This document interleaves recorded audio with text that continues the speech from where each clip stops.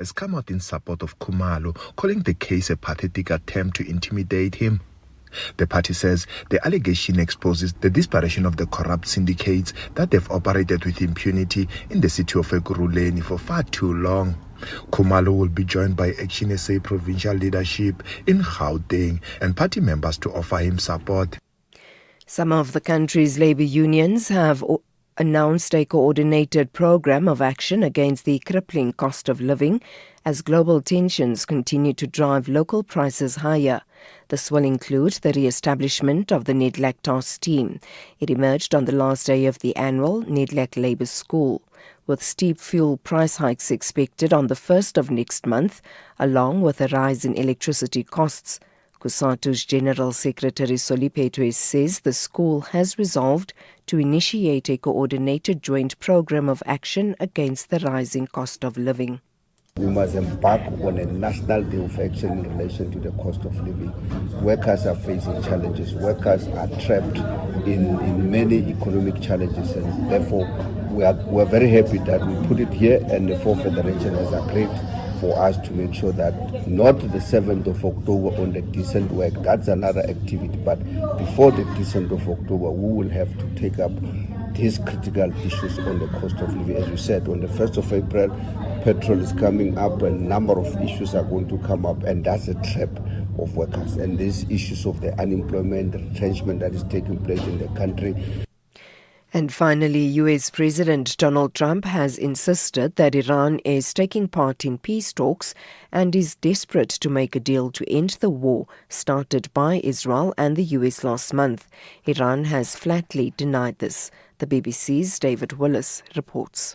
In remarks to a Republican fundraiser, President Trump insisted that the United States is negotiating with Iran, despite Iran's insistence to the contrary. And Mr. Trump said they want to make a deal so badly, but they're afraid to say it because they'll be killed by their own people. And responding to the recent fluctuations in energy prices and the turmoil on the financial markets, Mr. Trump said that he actually thought that oil prices would rise to higher levels than they have done so far.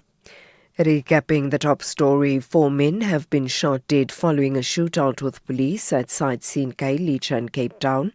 Police spokesperson Novella Potelwa says the provincial combat team followed up on information about the suspects who were allegedly involved in extortion of businesses in the area.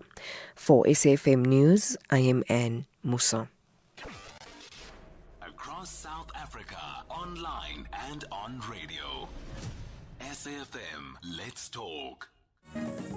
There's something new happening on SABC2. Fresh stories, bold moves, it's just a whole new vibe. And I'm part of that vibe in Pimville. My name is Jesse Suntele, and you can catch me Monday to Friday at 9 p.m. Live in every beat, the pulse of SA.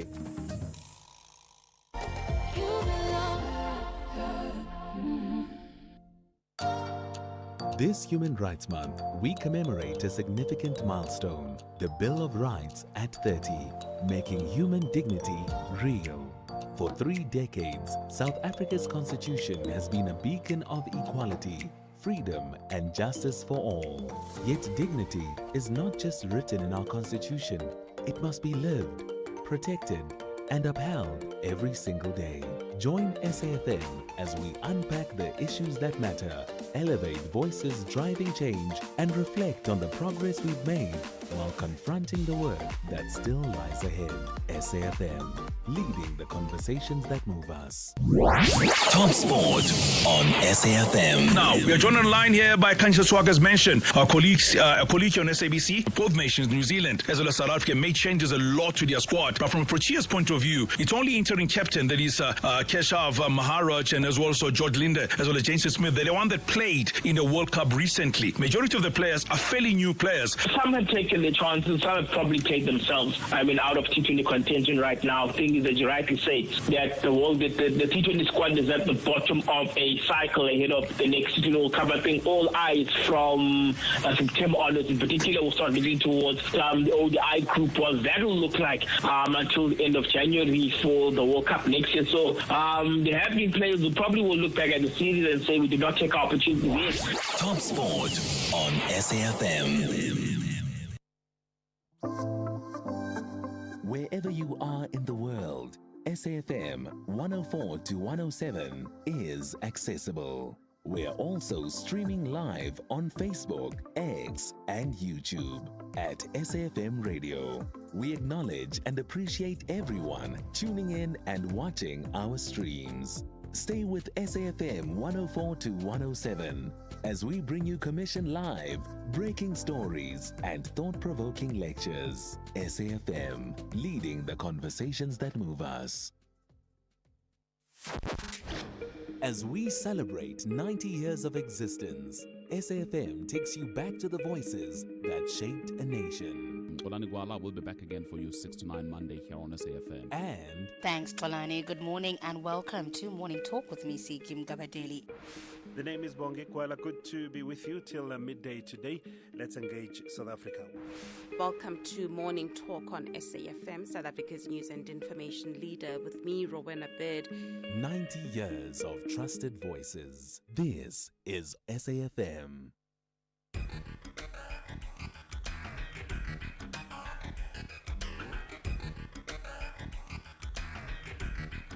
The Talking Point with Cathy Mohlahlana. Weekdays, 9 a.m. till midday.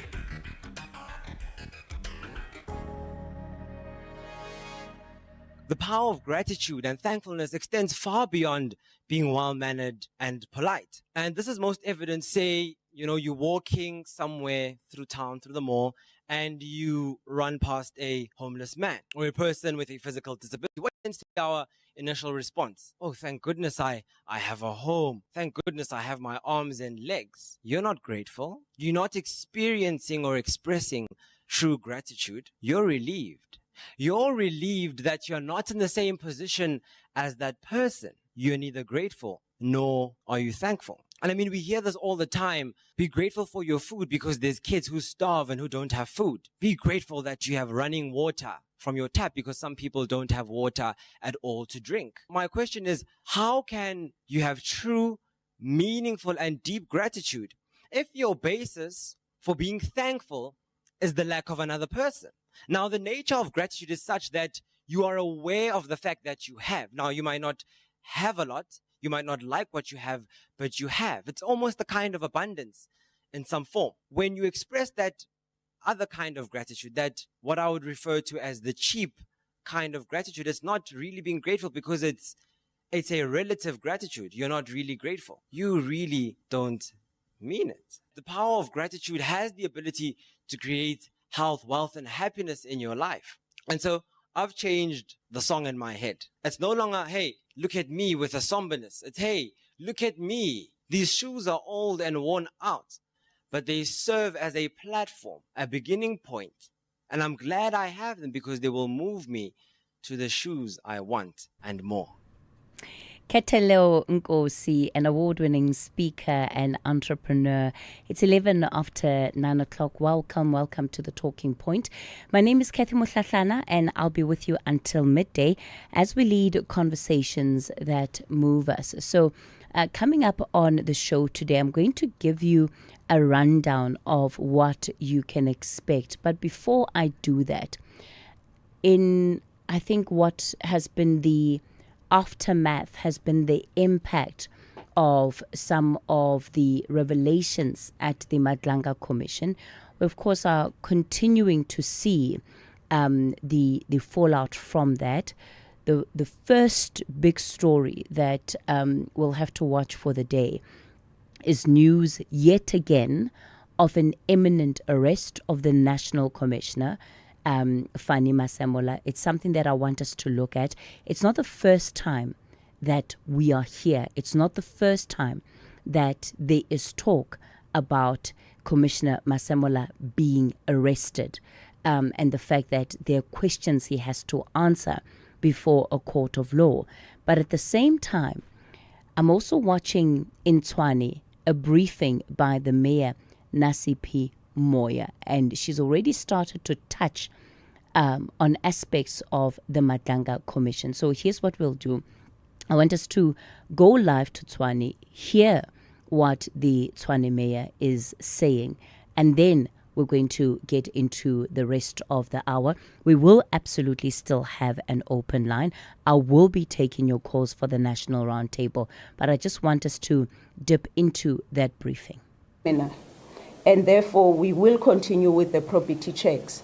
But it seems we will need to have another oversight on the property itself, because it doesn't seem that it's delivering on the desirable results.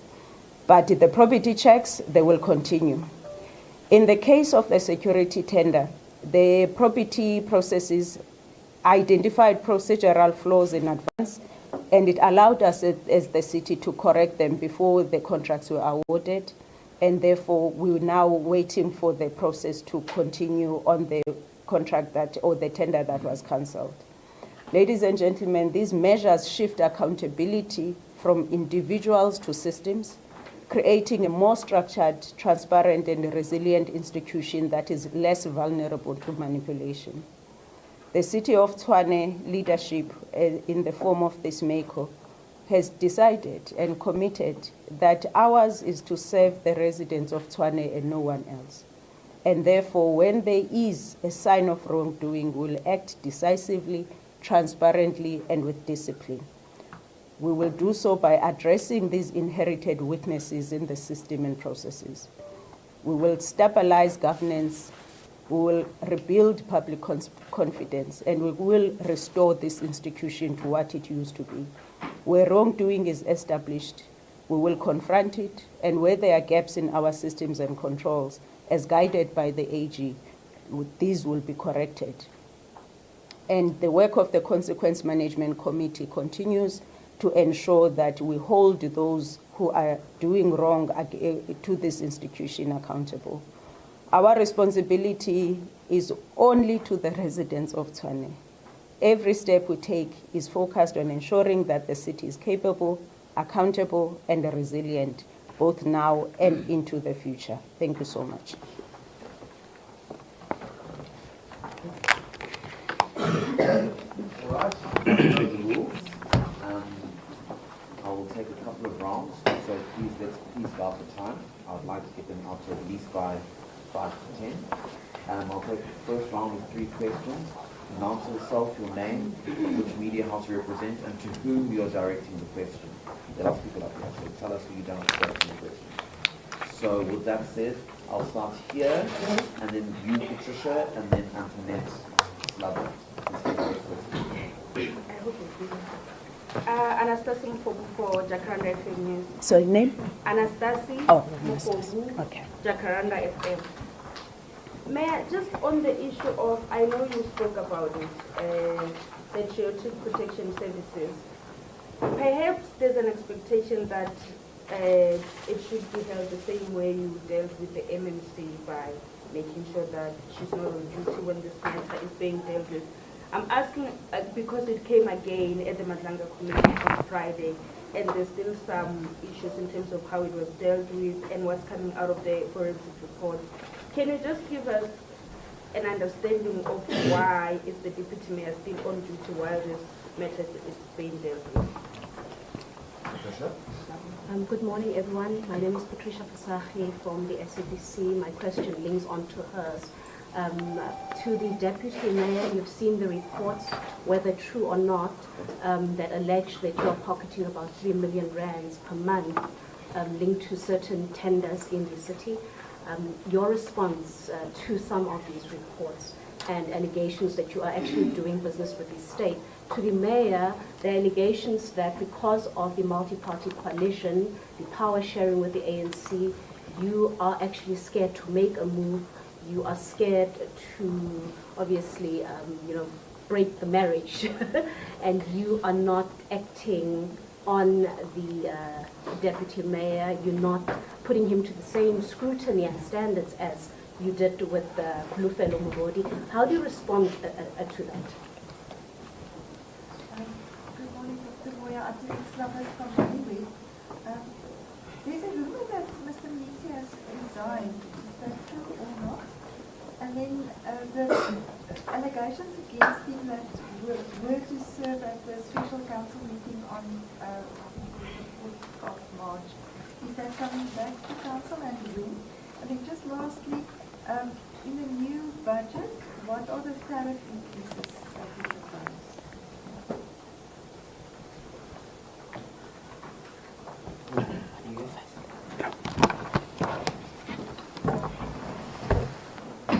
Thank you very much. Let me respond to those that are directly to me. Anastasia, on the Triotic Protection Services, perhaps it's important that I put context. I resigned immediately when I became a councillor. It's crystal clear, and we have provided evidence, and the declarations are there, and they've been proven.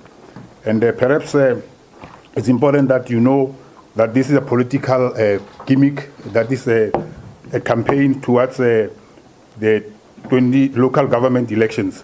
But I don't want to protect the executive mayor, but I want to remind you, because it would appear you from time to time forget what happened. They approached the mayor actually aggressively to institute forensic, which he did, and I myself cooperated. And the outcome are crystal clear. There were no irregularities, there were no corruptions, and none of the findings are saying I did any wrong. The only thing that the council is attending to is the conduct of councillors. And the ad hoc committee have been established, and I'm cooperating, and I will ensure that I respond appropriately to all the questions that they need. Thank you very much.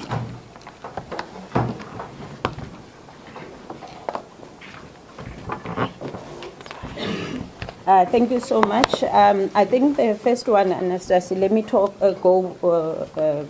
question by question. So the cases are different. So the case of the Deputy Executive Mayor, already we had dealt with it as council, where, as he says, when the issue came up, we ordered an investigation. That investigation went to council, an ad hoc committee was established.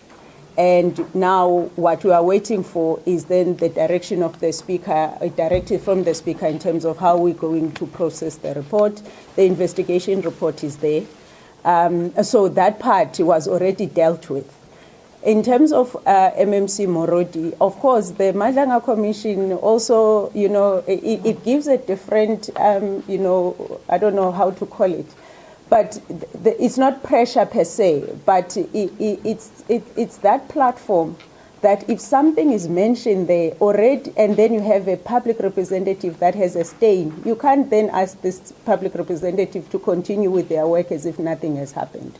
So when it comes to MMC Morodi, at the time when I was looking for answers whether we'll be able to respond to the public interest on the matter, she was not in a position to provide that because the mother is in hospital, and I knew that there were issues that she was dealing with.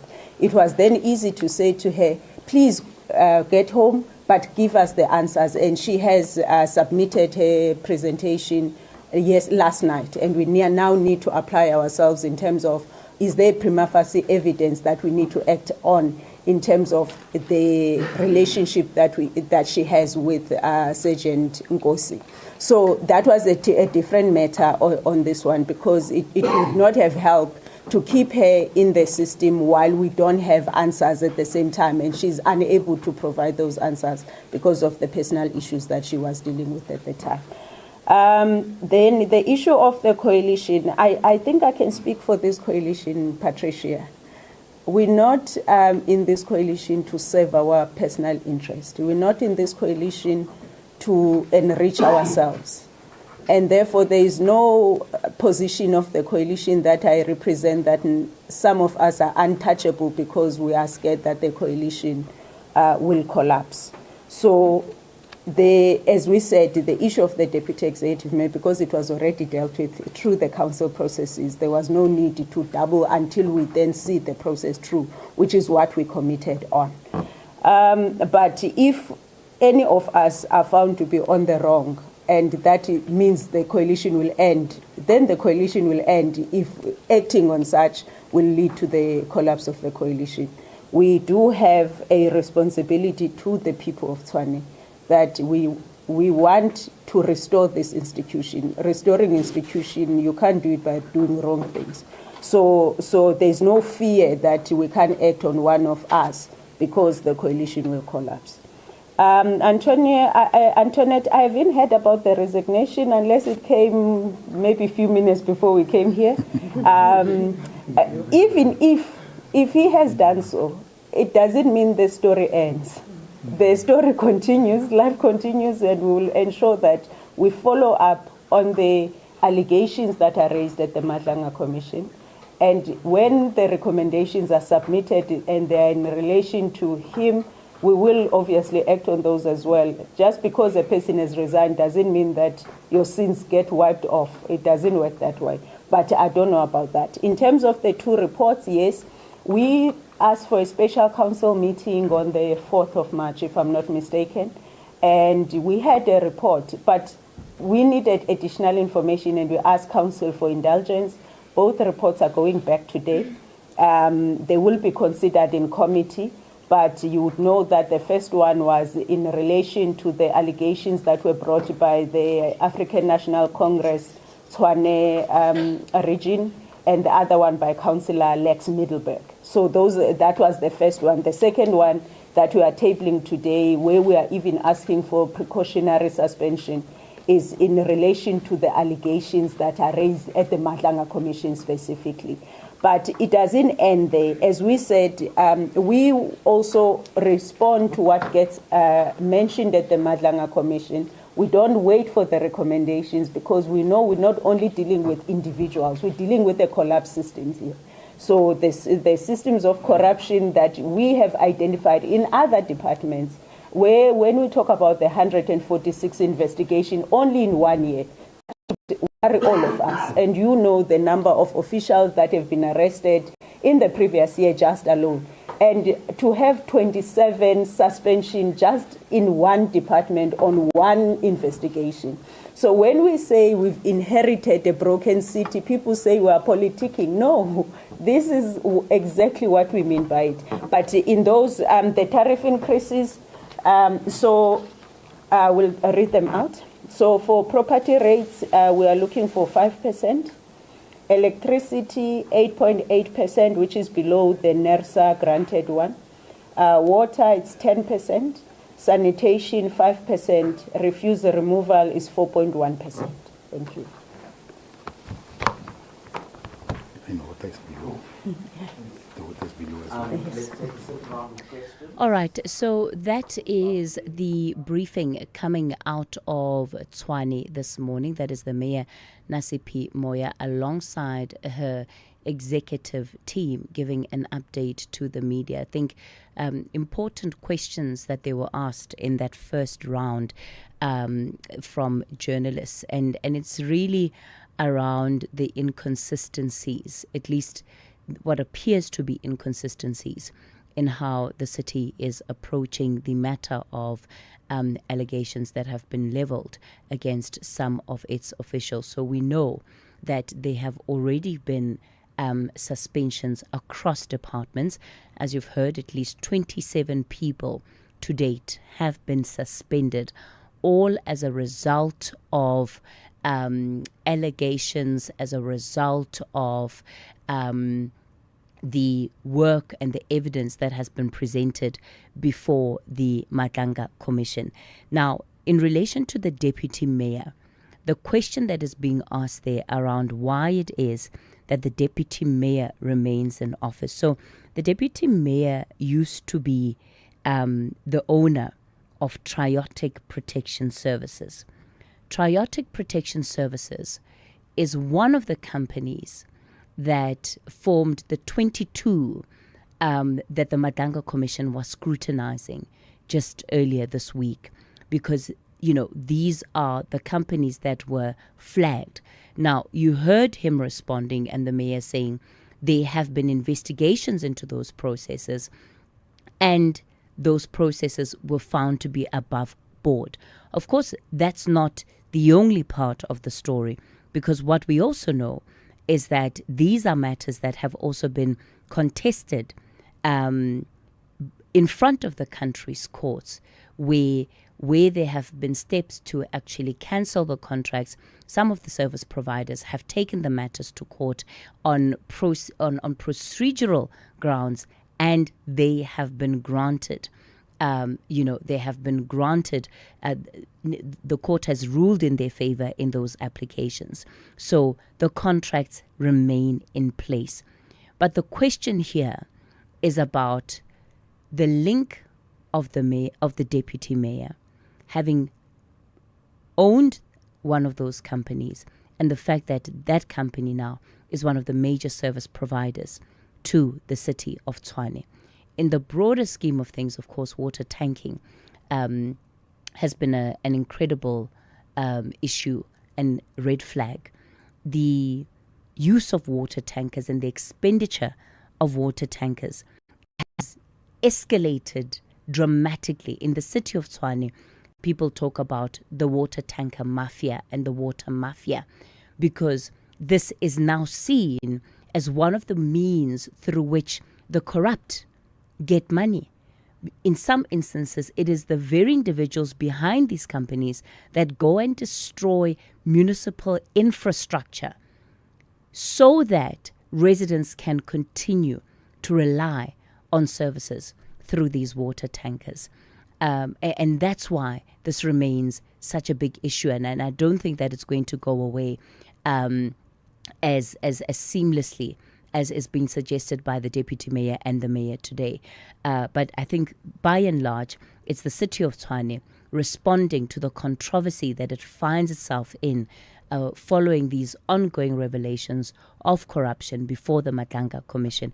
And let's not forget, if we talk about Medicare 24, we talk about that contract, the officials in the SAPS that were arrested, the majority of them being arrested in Tshwane and surrounding areas. So certainly a big spotlight on that part of the country. So we're going to leave it there with that briefing. We are going to get into the open line. I will be taking your calls. This is the National Roundtable. 086 000 2032 is the number to dial. 086 000 2032. On the WhatsApp voice note line 0614 104 107. That's 0614 104 107. That's where you can send your WhatsApp voice notes and text messages. It's 9:30 now. Let's take the latest news headlines. On the other side of this, we get straight into your open line. Good morning, I'm Anne Musa. In the headlines, 4 men have been shot dead following a shootout with police at Sightseeing Kailicha, Cape Town. Police spokesperson Novella Potelwa says the provincial combat team followed up on information about the suspects who were allegedly involved in the extortion of businesses in the area. And ANC member in Limpopo has filed an urgent application in the High Court in Polokwane to interdict the 11th Provincial Conference. The 3-day conference is scheduled to start on Friday. And Zimbabwe says more than 15 of its citizens have been killed while fighting in the Russian war on Ukraine.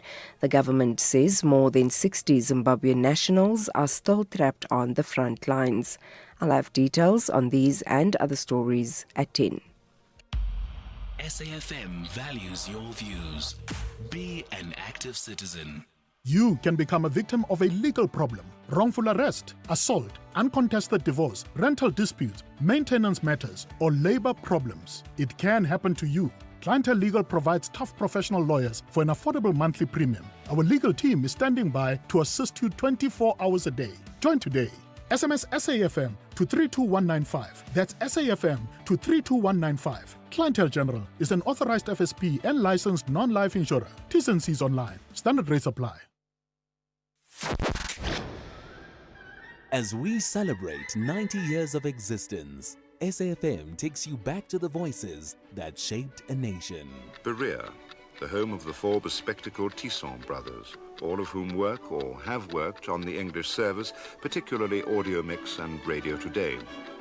Watch how the night proceeds towards dawn. And I need a lot of consoling when I started the early program. People couldn't believe that John O'Donnell and B. Reid were chosen for the early morning program, because if ever 2 announcers used to want to swap a morning shift for an afternoon shift, John and I would do it. 90 years of trusted voices. This is SAFM. Cathy Mohlahlana on SAFM.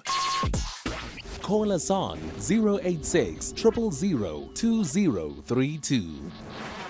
All right, you're listening to The Talking Point. We'll be getting into your open line.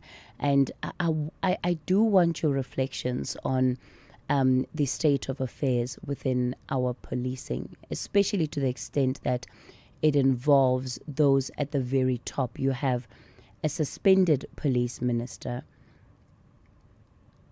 You have a national police commissioner who is potentially facing arrest, as has been reported.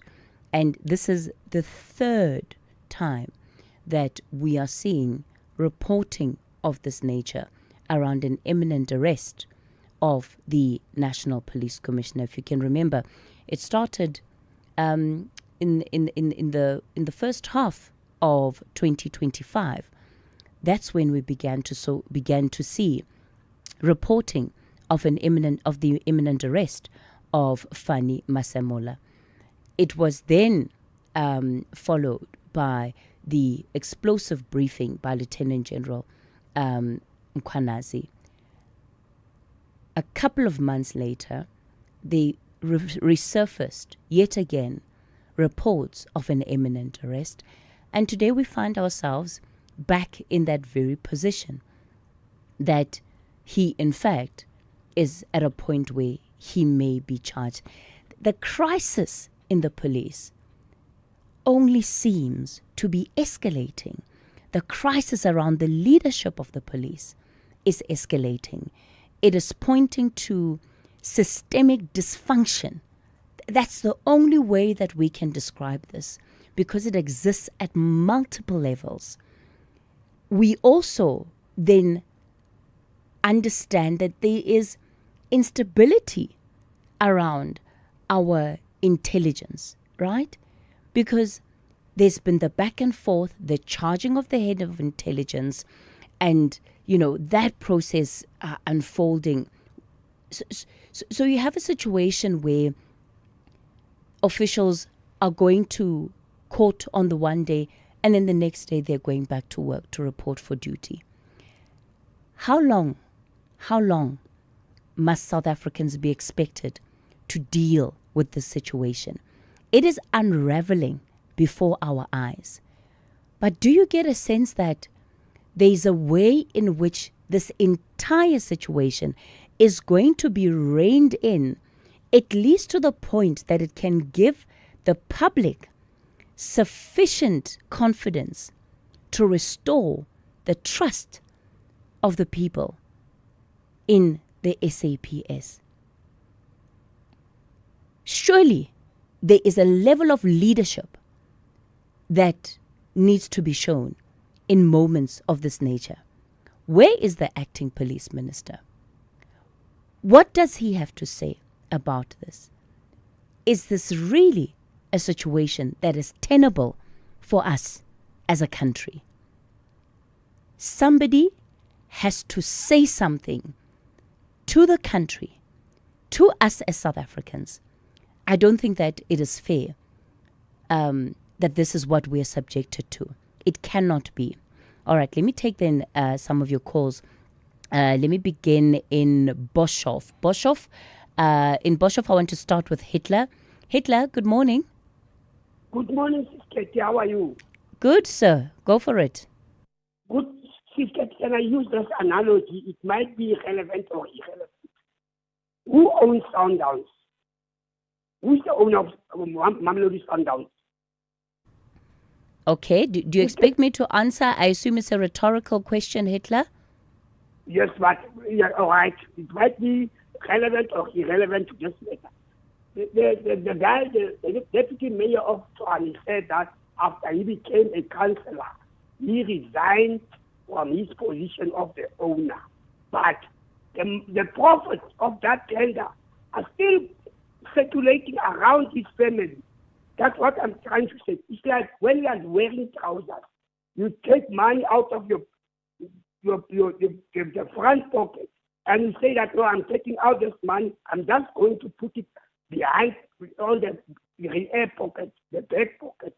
So the ANC members, they are taking us for a ride. It seems that we don't have brains of our own.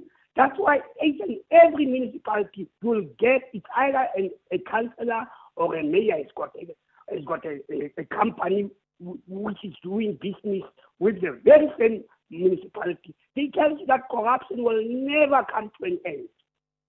That's my take. Hitler, do you believe that it is inappropriate? So the argument that is being made by the Tshwane executive today is that there was no undue process, at least that has been discovered on their part, in how these tenders have been issued. But do you think it's inappropriate still that a company that the deputy mayor used to own is one of the two companies that has received such significant contracts with the city? No, where my concern is the inflating of the amount, and maybe again, testing of what you call it, conflict of interest. Why should mayors and councillors do business? It's like doing business with your employer. That's like me. I'm working for the Department of Human Settlement. Can I go have a tender to supply maybe state plus and whatever with the very same department I'm working for? Does it make sense? I'm not saying that they shouldn't have businesses with maybe their families, but it will tell you something behind the scenes. Immediately you offer a tender to one of the mayor's family or whatever. You have to be expecting some kickbacks. But that thing of saying that I've resigned, no man, it doesn't make sense. We are being taken for a ride. All right. You get my point? I hear you loud and clear, Hitler. I hear you loud and clear. Yeah, but it doesn't make sense. No, man, I used to be an ANC member, but I'm no longer involved in politics because I see that African politics has just become a family dynasty. You can see in the Gabon, you can see in the DRC after Laurent Kabila, it becomes the Joseph Kabila. You see that in the Congos, in the Gabon. No, it's becoming a vicious cycle, man. No, man, we've had enough of these things, man. No, man, come on, man. Okay. Hitler, I hear your frustration. Thanks for that contribution. And what Hitler is saying about the inflation of costs, right? Just to put it in perspective, some of the estimates around the expenditure, particularly on water tankers, put it at 455%, that there's been a 455% increase in a single financial year in the expenditure of the city of Tshwane on water tankers. So this really is a significant part of what is, I would argue, draining the resources of the city, because there's no end in sight. The only way to stop the use of water tankers is to ensure that the infrastructure is up to scratch. But we know that it's a long-term plan. In the interim, people can't stay without water. Many areas in Tshwane, in fact, rely on water tankers to provide them with water. But it has become a mafia. It has become what criminal links are using, right? That is the allegation, that there's now criminality, networks of criminality and corruption that is driving and fueling the use of these water tankers. Lowered, you're in Alberton. Good morning. Good morning. Yes, sir. Lowered, I understand that you're a police officer. I am a cop, yes. Yes. How do you feel about everything that you see, Lowered, on a day-to-day basis? I mean, when you put on your uniform, representing an official and representing, the might of the law, what does it do to you now, seeing everything that's happening? Like I say, I feel so much relieved because our top officers up there, they are the ones who are committing a large-scale amount of corruption. So this rot being committed by some of them, it has to be uprooted once and for all. But I have to indicate, Casey, that the subsequent arrest and arraignment of those top sub-officers, together with some other related officials in the supply chain management, in the irregular issuance of that multi-million tender, is a roundly welcomed move by IDEC. I'm sure this is an IDEC-led investigation through an NPA. And it seems, again, that the procurement or supply chain management in most of the sections of government departments, that is where corruption is being committed in a larger scale by officials. And we can only hope and believe that IDEC has built a watertight and trial-ready case against these individuals, because it cannot assist for these people to be remanded, going back to court, and then this case drags for 2-3 years and all that. I'm so sure that they've built a strong case in this regard, because this has been going on for some time.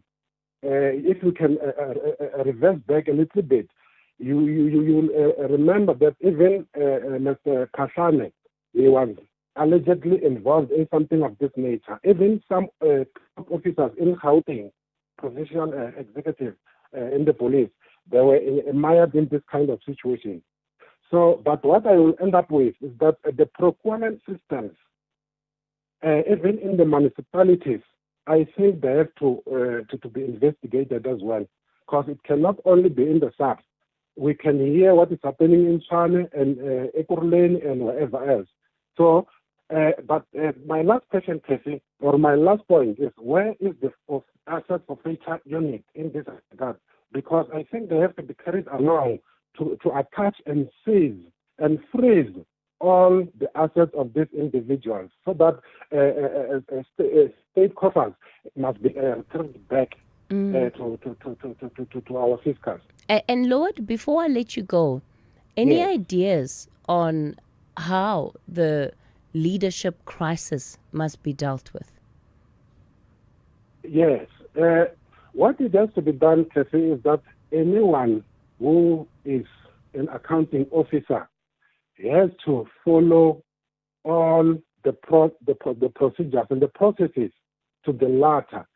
And they must avoid being carried away by the service providers, because that connivance, according to me, that is where it's leading to all of this. They have to avoid befriending these service providers in a corrupt manner, since we can all see that they are involved in corruption by doing such things. Yeah. All right. Lloyd, thanks for calling in, giving us your perspective. Lloyd out in Alberton.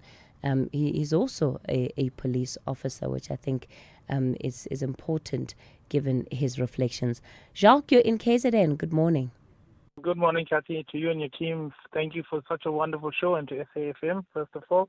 I wanted to start with Cathy. Last time I said something, and obviously it was a little bit controversial, so let me reiterate it. I think it's the culture of the politicians and the people in power to enrich themselves and not look after the public that actually vote for them in. So it comes from every single side of the political stage, as well as the officials that are in power. It doesn't matter about their color, it doesn't matter about their creed, and whatever else that goes. There is no patriotism from any one of these leaders to show that corruption needs to be weeded out, because obviously one person knows another person's stories or skeletons in the closet, and therefore one can't get rid of the other, because obviously they're going to lose power in that way. But if you look at the citizens of this country, they are suffering and bleeding every day. I think sometimes we see it incorrectly when we say that, sometimes the South African citizens, they get basically ostracized by saying, no, they don't want foreigners and they don't want this.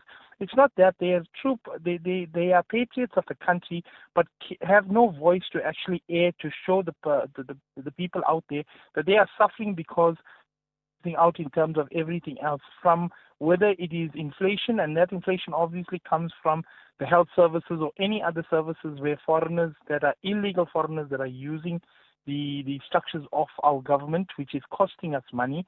Them as citizens and as taxpayers, they don't get the real value of what it is. It's not that there's a hatred for people or that they don't like these people. It literally means that they can see their services falling and dwindling by paying more expenses on a daily basis, but not seeing the value in it, which is exactly what inflation is. And to be a true patriot of the country means that we should all have an opinion to say what we should, and we as the citizens that elect these parties and vote for these parties should have a say at the end of the day to say whether these people should be in parliament or not, by voting on them at any point, having a referendum telling, you know what, dear ANC, we do not want person A, B, and C. We want a new referendum. We keep you in power, but we don't want this person to be leading the party. You know, Jacques, I think what you're saying is so true. If we're to take that briefing by the Tshwane executive as an example, on the one hand, you know, we're talking about how millions have been lost to the city due to corruption. And on the other, it's about an increase in tariffs. So how can people be happy about paying their rates and taxes when on the other end there is such serious mismanagement of those resources?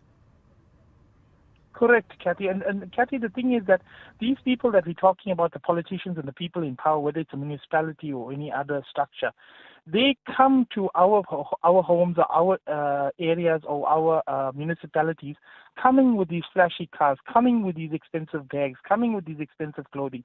Just to put you in the limelight, we have basically a tenant, which is the state of government. They haven't paid us in excess of 13 months worth of rent. Every time we phone the province to find out exactly what's happening, they say no, that there's no money, there's no structure. Cathy, for 13 months we haven't received a single payment for rental on that agreement. The rent hasn't gone up for 5 years. There's never been an inflation or any increase onto their rental for 5 years.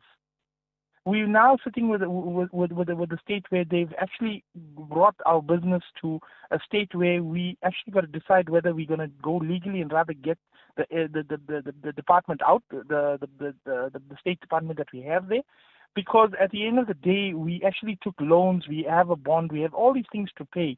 And yet at the same time, we have a municipality that's right across us. And when we look at them, you see the vehicles that come. You see the people that are coming that are basically the tenderpreneurs. You see exactly what's in it. And me, I am a South African patriot. I have no way to run. I don't want to run anywhere else. Okay. But at the same time, it's a kick in the teeth all the time. All right. Kathy, and I think everybody does the same.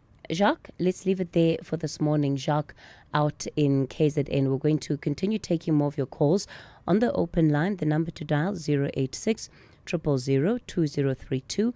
On the WhatsApp voice note line 0614 104 107. SABC2 is doing big things. That's why I'm here. I'm talking new shows, fresh energy, and stories that are going to move you. Pimville's just the beginning. Catch me Monday to Friday at 9 p.m. Live in every beat. The pulse of SA.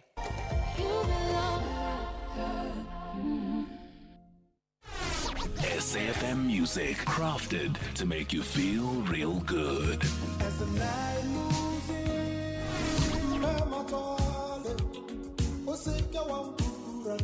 Handpicked just for your pleasure.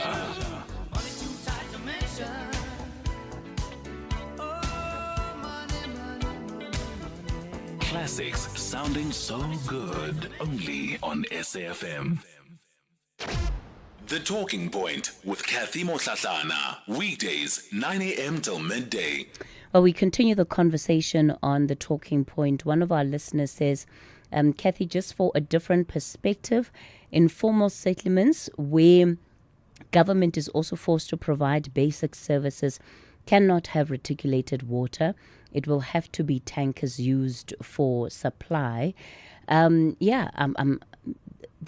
of course is part of the reason why even the mushrooming of informal settlements needs to be managed. That we go to bed one morning and there is open land, we wake up the next day and there is entire settlement of people that has sprung up, and there's no management whatsoever from municipalities. Is that not part of the problem? It's almost like officials stick their heads in the ground like ostriches and expect things to self-resolve. It's not how it works. There has to be more clear planning. Moses, you're in Bramley. Good morning. Good morning, Moses. Yes, sir. Yeah, man. We are on autopilot here. Re tsamaela re le bangwe. Leadership are my own. But it's not like we've got a leadership vacuum in this country. The problem is those who grab it first, they want to go with it until the last. That is why even President Zuma used to say the ANC will rule until Jesus comes back, not realizing that someday we'll get fed up and serve the divorce papers to the ANC, all of us. Like now, we are tired with these people. So we've got the indecisive president in Cyril Ramaphosa. With all that is happening, he won't act because this man is always shocked. I'm shocked. So really, we are in problems because, Cathy, if you look at, you connect the dots with what was happening at Mahlanga Commission of Inquiry. You see this cartel where all over, I'm telling you, be it in illegal mining, look at what they did to Babong as a village. Do you want to tell me there's no police or any government official who was aware that people are just digging their house? Some of their houses are remain in the middle of what they dug. So it really shows that as a country, we are leaderless and we become lawless. And I've been saying we are a mafia state for so many years in different talk radio shows. And the host used to say we are no longer there. I said, look at contract killings that are happening broad daylight and nobody is arrested. You could see, because it's also part of the cartel. It has to do with these people because some of the generals were in bed with taxi owners who are definitely problem.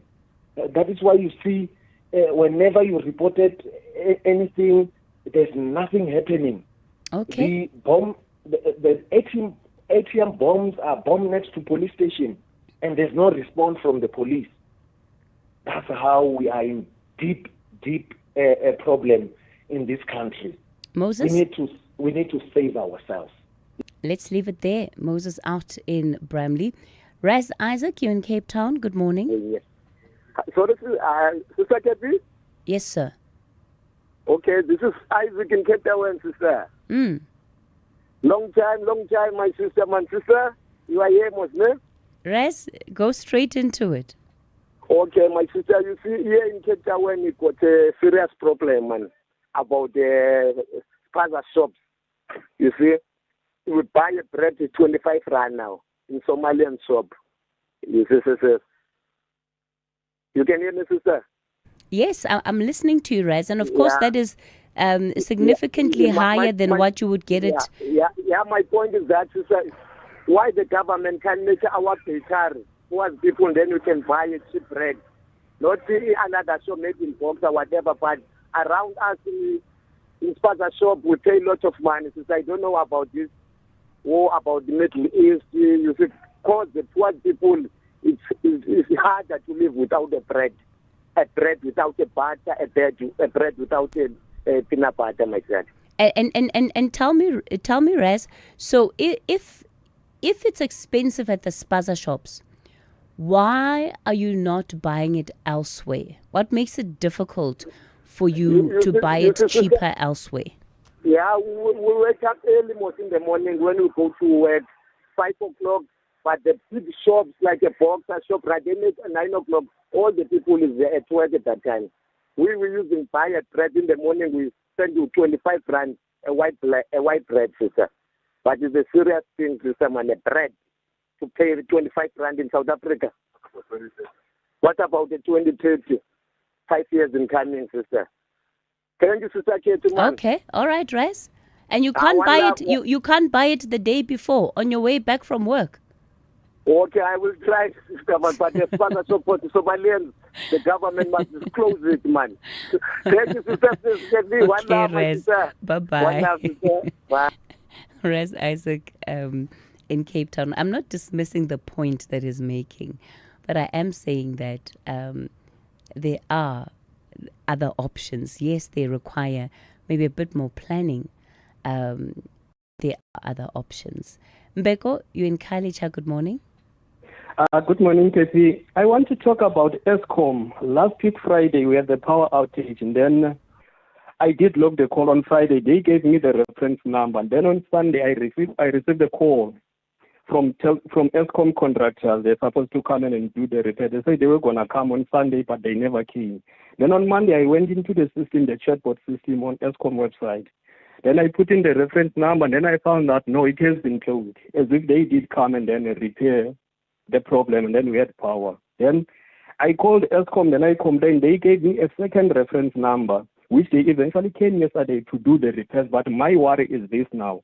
If they manage to close that job card on Sunday, as if the work was done, but no one came, no work was actually done, and they're going to ask Eskom then to pay them again, are we now maybe starting to have another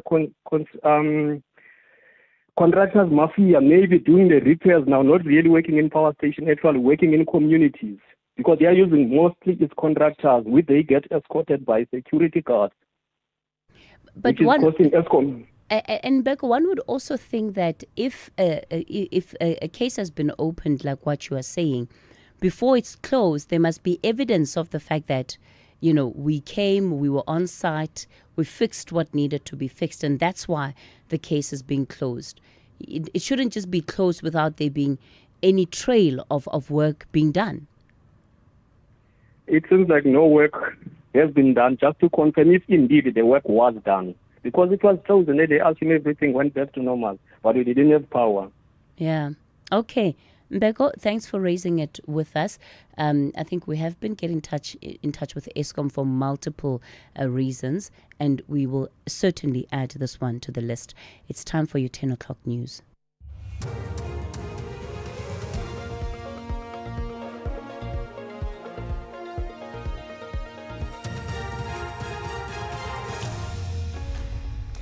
In our top stories, 4 alleged extortionists killed in a police shootout, and ANC Limpopo member approached court to hold conference. Good morning. 4 men have been shot dead following a shootout with police at sightseeing Khayelitsha in Cape Town. Police spokesperson Novella Potelwa says the provincial combat team followed up on information about the suspects who were allegedly involved in the extortion of businesses in the area. She says the suspects pointed firearms at the police when they tried to pull over their vehicle. 4 suspects were fatally wounded in a confrontation with police. The suspects pointed the police with the firearms, and as a consequence, 4 yet to be identified men were shot and killed. 3 firearms were seized from the scene. An ANC member in Limpopo has filed an urgent application in the High Court in Polokwane to interdict the 11th Provincial Conference. The 3-day conference has been scheduled to start on Friday. According to information, Basil Mabasa is unhappy about the verification of delegates from the Ward 10 College Tabane sub-region, arguing it was procedurally irregular. The branch general meeting for verification was held in November last year. Mabasa wants the conference to be stopped or the branch delegates to be allowed to participate in the conference. The ANC is yet to comment.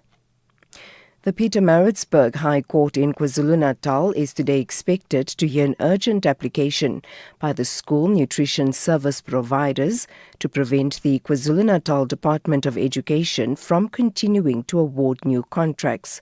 The providers allege the process was manipulated to benefit politically connected companies that do not meet compliance requirements.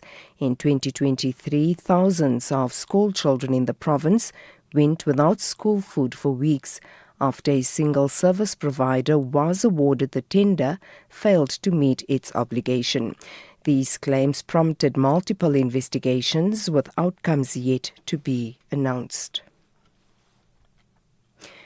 Deputy Director General Professor Thandi Lewin has told the Portfolio Committee on Higher Education and Training that the provision of accredited student accommodation remains a big challenge for the Department of Higher Education.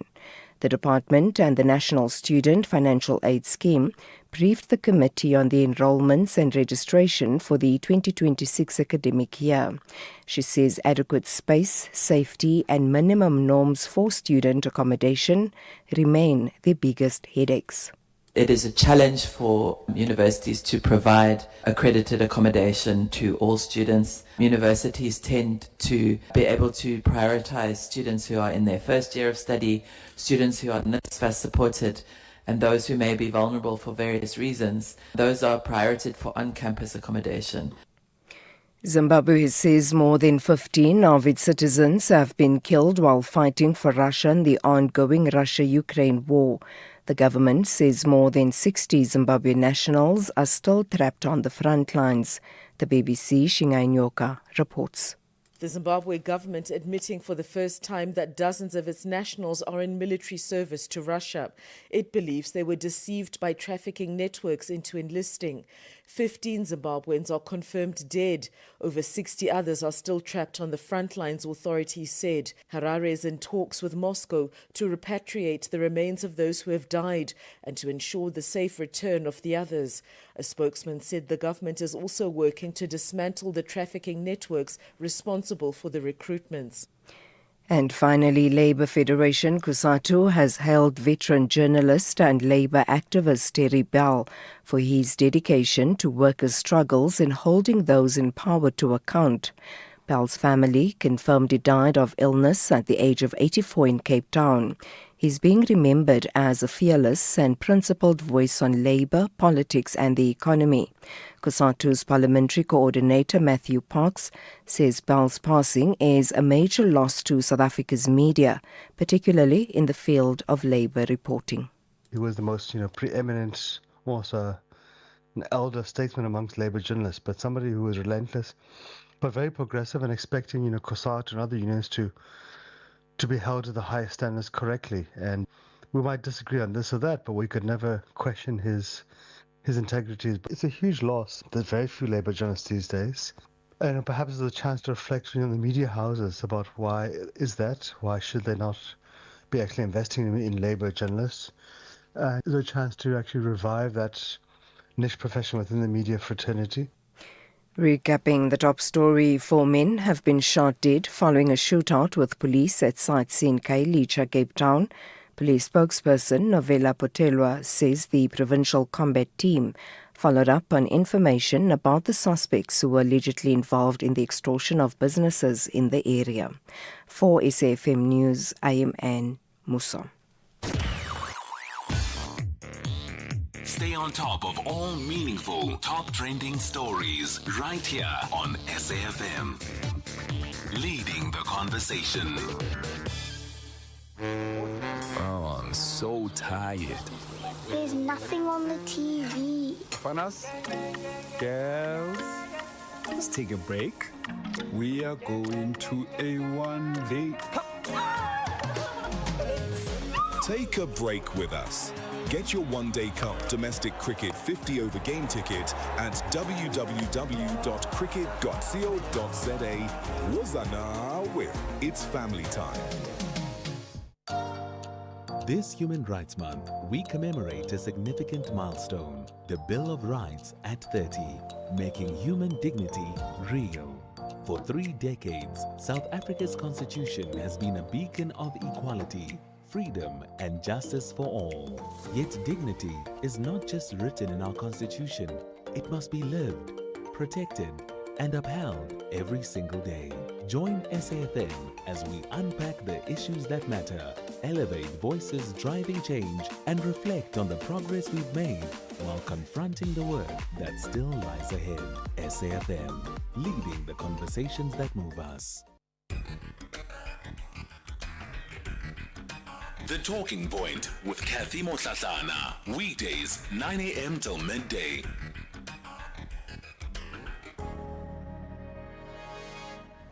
You're listening to The Talking Point. Welcome to the second hour of the show. It's 8 after 10 o'clock.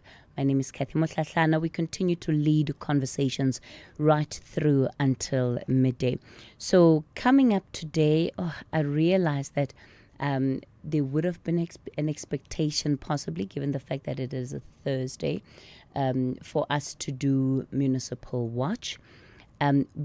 We had scheduled to do that. We were going to do that. In fact, we were going to be in conversation with the Minister for Cooperative Governance and Traditional Affairs, Minister Velinkosini Tlhabisa.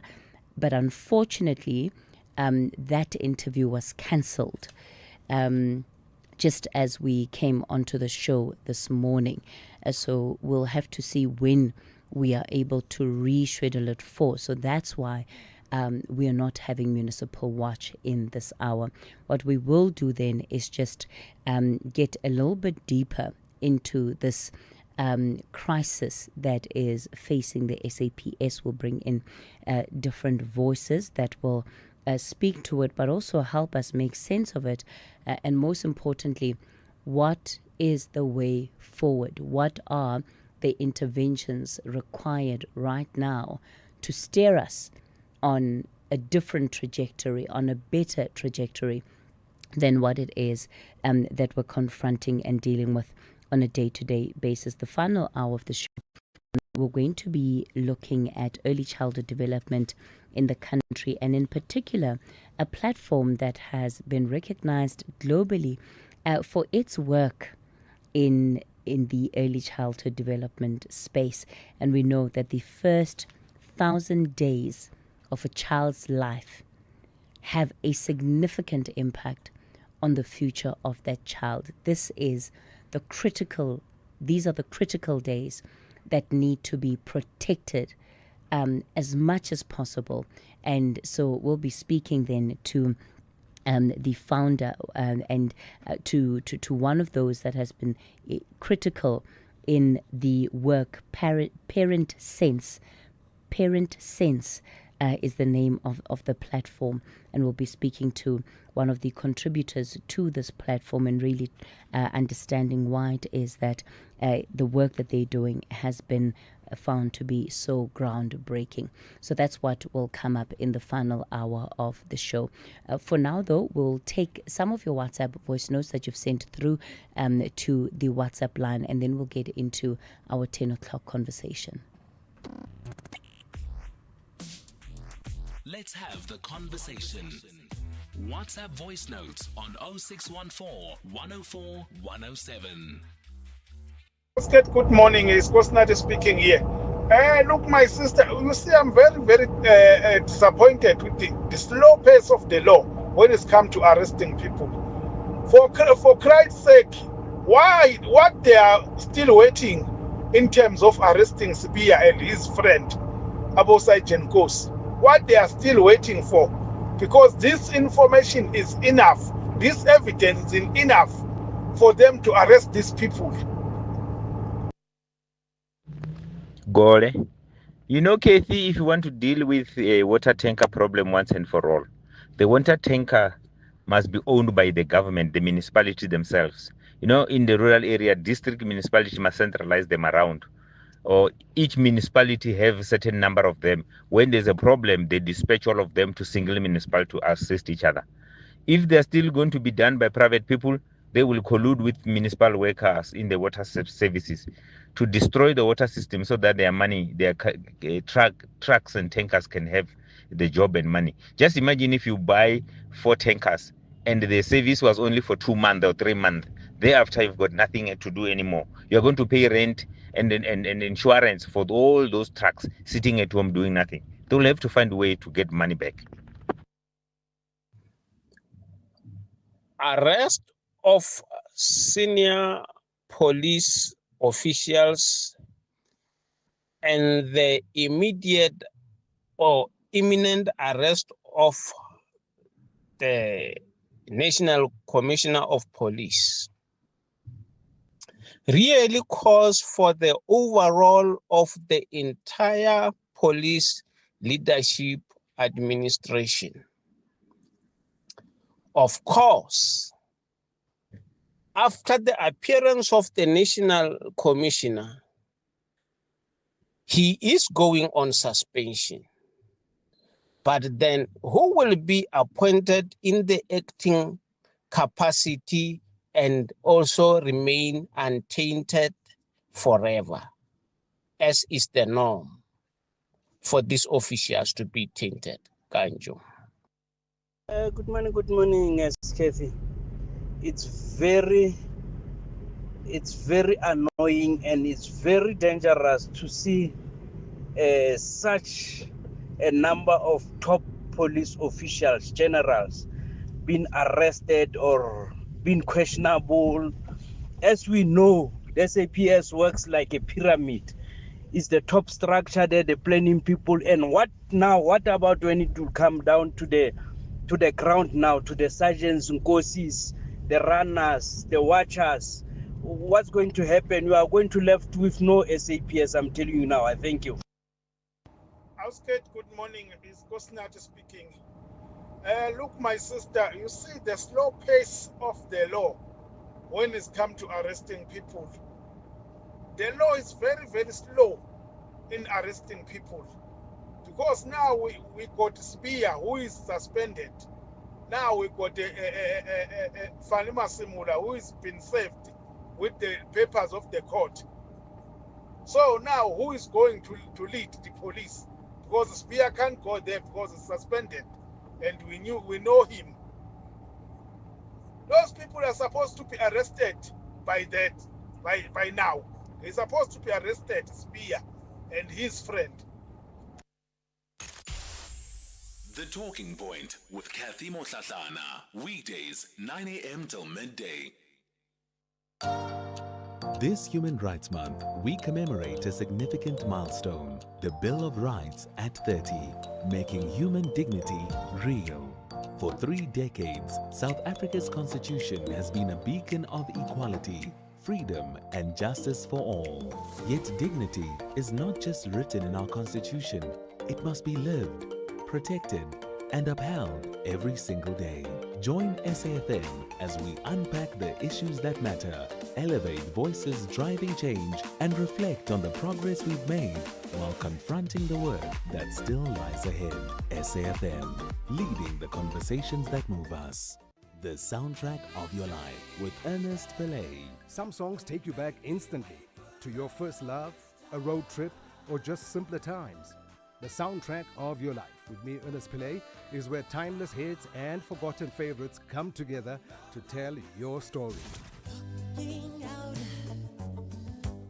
It's not just music, it's memories, moments, and the meaning behind this jam.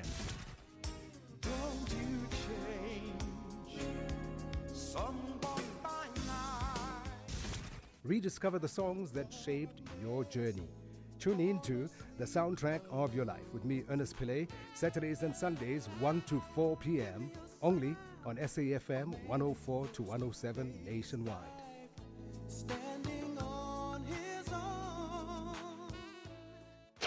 Cathy Mohlahlana on SAFM. It's 17 after 10 o'clock. Let's get into our conversation for this hour. As I said, we're going to be looking at really the deep leadership crisis that the SAPS is dealing with and that affects the rest of the country. We'll be joined by a number of guests throughout the hour. To start us off, let me welcome onto the show Tshepo Matseba, who is Managing Director of Reputation First. Tshepo, good morning to you. Thanks for your time this morning. Good morning, Cathy. It's great to be here. In a moment, Chad Thomas, who's the CEO of IRS, will also be part of this conversation. Tsapo, there is a sense from all of the developments that we are seeing that our police service is in a state of internal crisis, deep internal crisis for that matter. It's not just about leadership contestations within the SAPS, but it extends to the corruption, to the links to criminal networks. There's an erosion of trust in the police, but also a big question around accountability, right? Because with all of these revelations that have come before the Madlanga Commission, the expectation is that those that have been fingered will be subjected to processes through which they can be held accountable. Now, if the rot stems right from the top, as has been suggested, what kind of credibility problem does that create for the police? Who holds who accountable in a situation like this? And how do we get out of the state where it seems as if we are in complete freefall, that the situation is just being left to unravel, not only without clear communication of what this means, but most importantly, what the implications are for the running of the SAPS going into the present, for the present, and into the immediate future. Thank you so much, Cathy. I think what we're dealing with, you're absolutely right that the context of what we're dealing with is a bit above or way above the leadership crisis, because that has been clear, and I think that we as a country have ventilated the leadership issue in the South African police for a long time. That often, and it starts at the top, structurally, without even talking about the crisis we're facing now. Structurally, we release this quarterly reports that says there's a challenge in the country, there's a crime problem, and then we don't say, but here are the interventions that we're dealing with, we've putting in place to deal with the crime decisively. And then we have a history of corrupt leaders. Some have been found guilty, others have been accused of serious suspicion, but of issues that are very suspect. But we fail as a country, and here I'm talking about the leaders at the top of the country. We fail to articulate, given this, here are the steps we are taking for decisive action. So for the first time, of course, we have this Madlanga Commission, which seems to be quickly rattling feathers. But at the top, you expect at the very least to deal with the trust erosion. You expect the president to pick up the phone and say, Minister of Police, you are now going on suspension. But actually, in addition to this suspension, you will be without pay. And then you expect the police themselves or the National Prosecuting Authority to take action and charge the minister, because the evidence is there. People are being arrested. But the president or the presidency at the time said, well, we need a substantive report before we take a further action. But that already sends questions about, are some people being protected? Are we helping them to buy time? What's the difference between this and the days of former President Jacob Zuma, when he challenges the courts and when he goes through different types of commissions to deal with similar issues, especially corruption? So the implications of what we are facing are not only on public trust, which is very serious, because without public trust, you allow citizens to go rogue. You allow criminals to actually go rogue because they know the system is not functional. And the morale, I think, in the South African police must be very low. And when you have that morale and high levels of crime, you actually have a boiling pot of crisis in a country that's also dealing with serious geopolitical issues, economic challenges, And so the South African police matter and this specific matter needs resolve ASAP, without which the things will actually get to a boiling point, to a point where it will become very difficult for us to recover. It will take us way longer to recover from this crisis unless the leadership of this country takes action. And in this specific instance, fortunately and unfortunately, it's the president who needs to make some of these important calls and not necessarily take his time in waiting for processes to end, because in that process you are giving people time to do what? To build their case, to create fear for witnesses to actually die and disappear, and by simply not taking decisive action on a matter that is actually already a catastrophe for the country. It's a very dangerous position that we're in, and we cannot continue to rely on the army to handle this part, especially the leadership and trust crisis. There's nothing the army can assist us with in this specific instance. We need the South African police. We need the leader of this country to take decisive action, and it has to start at the top. Chad, your own reading of this situation.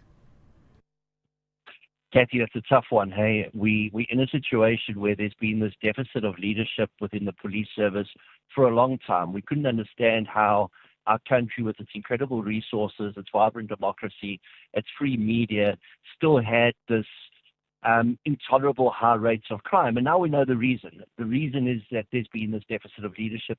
The reasons being the factionalism at the very top, and the fact that these police officers that hold senior posts have been more concerned with empire building and lining their pockets than actually fulfilling the constitutional mandate of serving the people of this country and protecting them.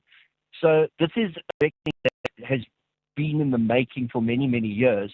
But if it had been done gradually, we would have been able to root out a lot of the corruption. Now it's all happening at once, and now we're going to have such a deficit of leadership once again, this time not because of the infighting or the empire building, but simply because there's going to be nobody left. When we look at the current state, Chad, we are in a situation where there's great uncertainty right at the top of the police. So one has to think about a person like the Commissioner Fani Masemola. The reports by News 24 say that he's been given a date to appear in court in April. What happens when the National Commissioner is now formally charged? Well, it's a very interesting dynamic, that the fact that he was served what we call a J175 to appear in court rather than being arrested with the rest can be telling in a number of ways. It can be telling that either they don't want to create panic by arresting the National Commissioner and putting him in the dock.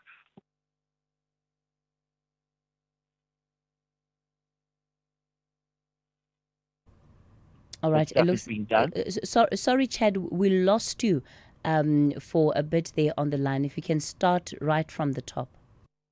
Apologies. I said there's a number of reasons why we're seeing this playing out in the way in which it is. So the assumption is that the National Commissioner was served with what's known as a J175. It's a summons to appear in court. It means that he would have to answer to the same crimes that are going to be put to the others, which is relating to the corrupt award of a tender. But the reason he wasn't arrested could be that they didn't want to create panic amongst the public. Public also wanted to see some arrests taking place. But one of the issues I believe that he's been charged with this, or will be charged in April, is because he's the apex leader of the police service, and this happened on his watch. And there was more than enough time for him to have done something in respect of suspending members, taking disciplinary action, and launching investigations parallel to that or separate to that of IDAC. So I don't think he's been charged as a beneficiary of this particular corruption. I think he's been charged in terms of PRECA, that he didn't report it in the correct manner and fashion and didn't react to it in the correct manner and fashion.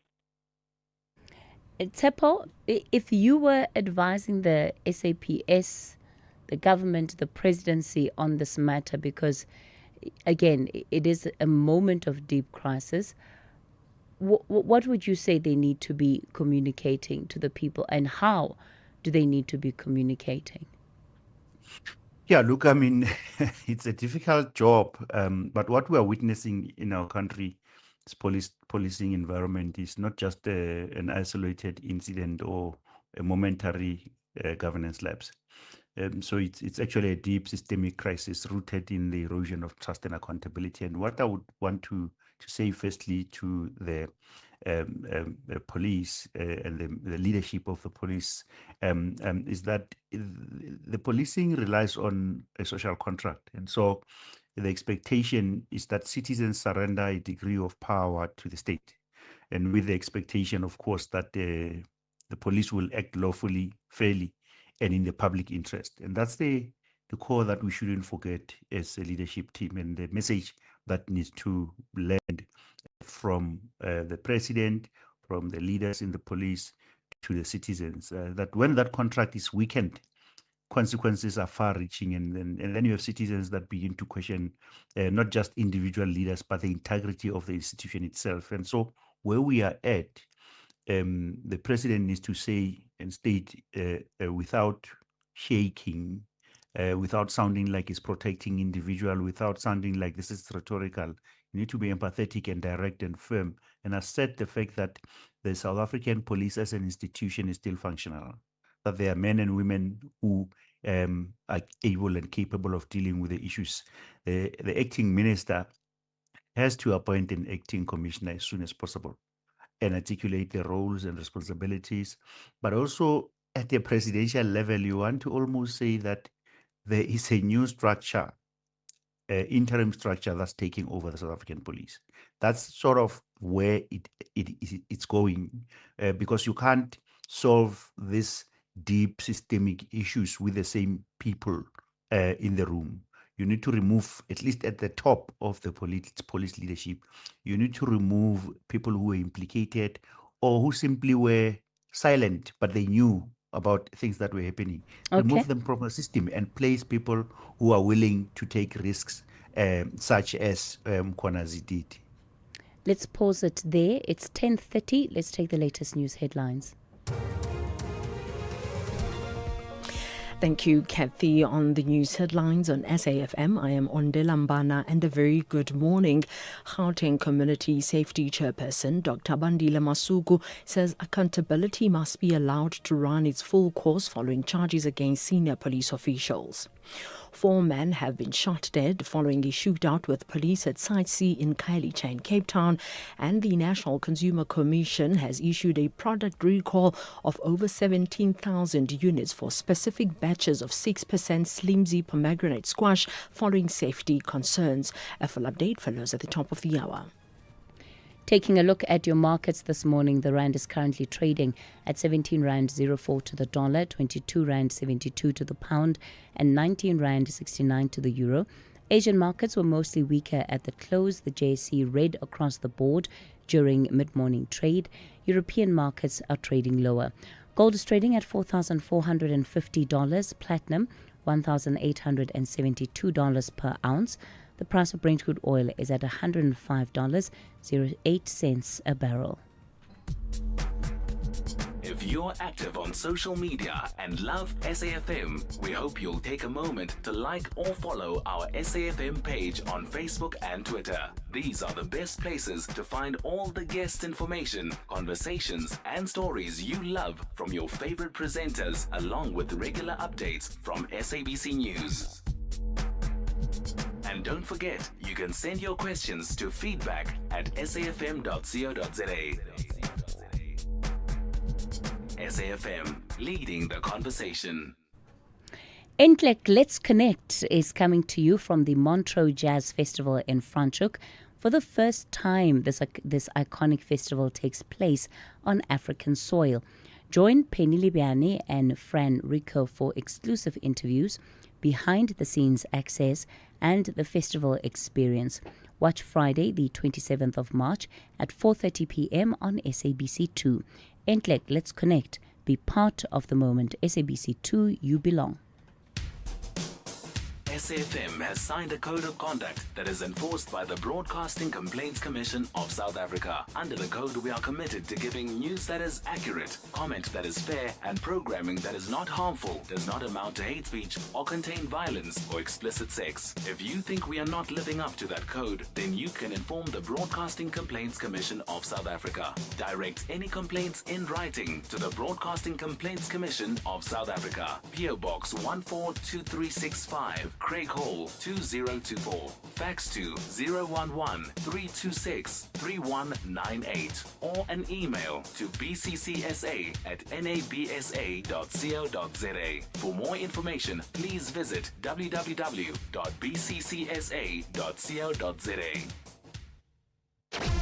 The Talking Point with Cathy Mohlahlana. Weekdays, 9 a.m. till midday.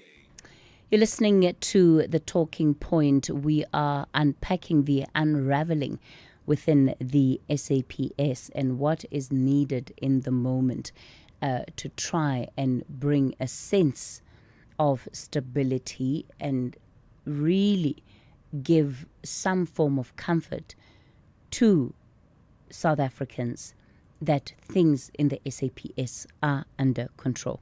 Joining us for this conversation, Tshepo Matseba, Managing Director of Reputation First. Chad Thomas is the CEO of IRS Forensic Investigations. Let me welcome Mpho Kwinana, who is the General Secretary of the Independent Policing Union of South Africa, to this conversation. Mpho, good morning to you.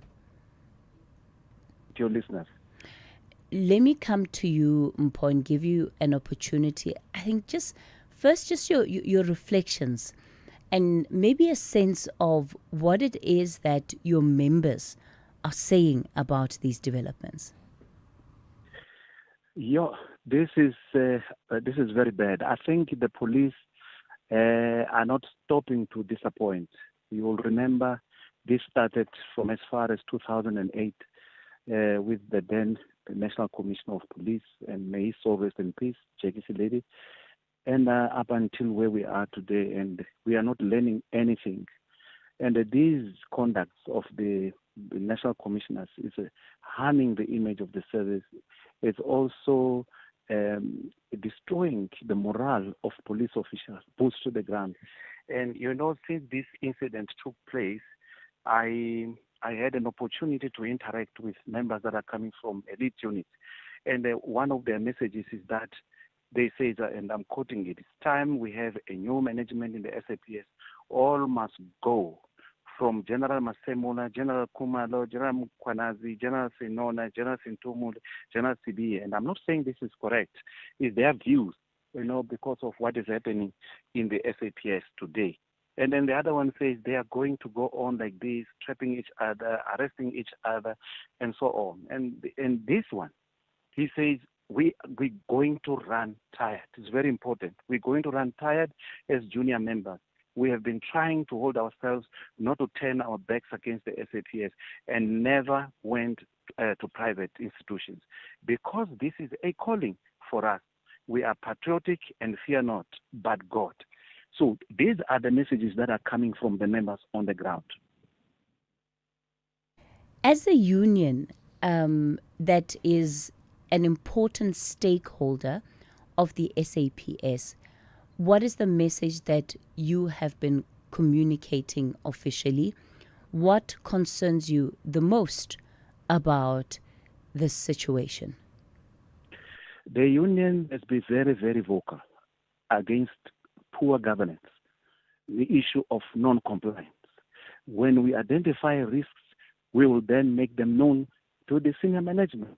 The unfortunate part of this is that those that are sitting at the top, like the national commissioners, they don't care about the warnings that you give. And regardless of pointing out the irregularities, the issues of non-compliance with the rules, they just don't care.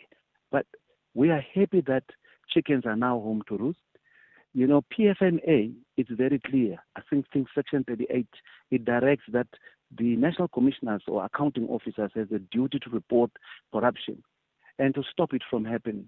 And what is happening in the SAPS today is a free-for-all. They just open it up to everything. Criminals, they are organizing this crime successfully. They were robbing people, taking people's money.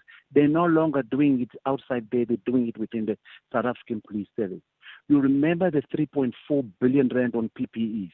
Today is 360 million rand on health issues. And there's a lot of things which are not yet in the public space. You can go and check the issue of Polmed. No one talks about it, but Parliament has played a very critical role in renovating the building that Cathy Mohlahlana has been renting. So we don't know whether there were good resolutions taken by the board and what was the rationale behind taking that decision to go and do the revamp on public buildings or police buildings. But these are the things that we have been warning the SAPS management, and they don't listen. Mike Bolhes, you are also a specialist investigator joining us in this conversation. Mike, what concerns me the most is the fact that we are seeing these arrests of police officers, senior managers, rightfully so, right? Because those who are implicated must face the law. But there doesn't seem to be a clear strategy on how the SAPS as an institution is going to navigate this issue, especially where you now have, I think, the most credible reporting about an imminent charging arrest of the National Commissioner. Surely that is not something to be overlooked. Surely it can't be treated as if it's just another day at the office. Oh yes, the National Commissioner must present himself before the courts next month, but life will go on. Yes, now that they're starting to arrest corrupt cops, I wonder how many cops will be left after they start arresting corrupt cops, because there's so many. And we're only dealing now with those that really draw attention on the highest level. Also take note that the commissioners before has all failed, and we have presently a failing and failed police service. It's not protecting its serving, it's not doing its job for what it's paid for. And you might have, like IDAC now, that is up and running for a short time, who's given the instructions to, with maybe other highly new arranged specialist investigators in the police, to deal with everything that has come through from the testimonies at the Mohlahlana Commission and the hearings. So all has been taken now in what has happened over the past few months. And all of that is with specialized police, which then in turn turns it into dockets. I've explained this before. And then a docket is acted upon, and then we see these arrests. So also I need to say there will be further arrests. And there should be no distinction between arresting a constable, a captain, a brigadier, and a general, and the head of the police, and a minister. The minister at that stage said there must be looked into this tender, the 360 million police tender, and he was himself suspended because of corruption. And it's clearly seen in all these communications when those who came to testify that were, requested to give their side of the story, that they slowly but certainly are doing the he says, she says, and throwing each other under the bus, which we also predicted would happen. So General Fani Masemola should have been arrested with the others, And I'll tell you why. Because his signature is on it.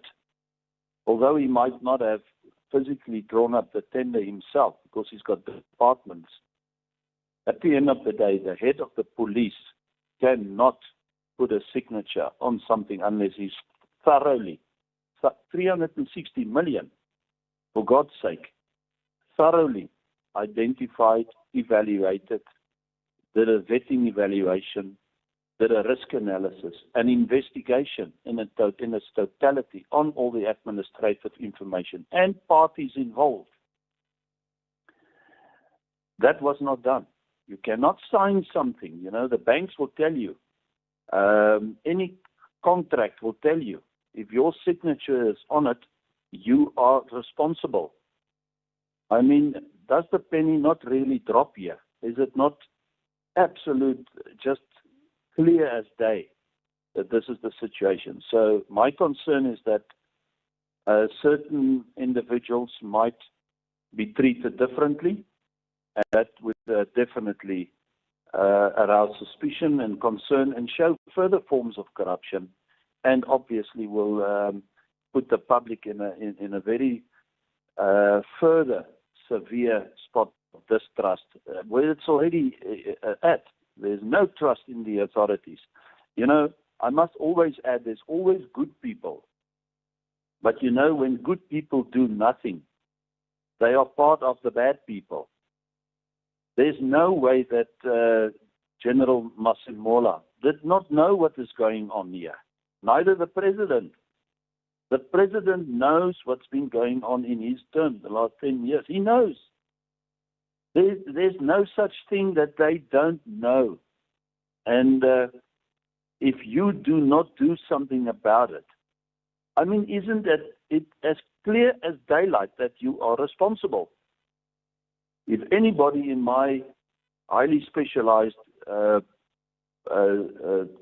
serious violent crime, economic crime, and cybercrime units does anything wrong, who's responsible? Who will the media call? Who will the police come and knock at the door at? So it is obvious what's good for the goose is good for the gander. So I suspect that he would be suspended. I hope they listen to this. I hope the president listened to this. Radio SAFM is a very well-known station, very good station, and does wonderful work. But I hope everybody in authority listens to this, because this is now crucial. The arrest is now started, and IDAC and other specialized units are now on it and dealing with everything that's coming in. But there can be no tolerance. It must be zero tolerance, and everybody must be treated the same. If any of us gets arrested, you spend a night or two in jail, and then you are presented through court. Okay. It did not happen here. And this is a huge concern to me, that there's going to be favoritism. Mpho, what are the greatest risks of this moment? And is that being looked into in its entirety? Because what we have come to understand is that there have been factions at the top levels of the police. They have been getting information on each other. A great likelihood is that also extends to political players. It extends to influential players in society more broadly. What are the risks that this moment then presents? The risk could be that the policing collapses, but we don't see that happening if the processes are followed.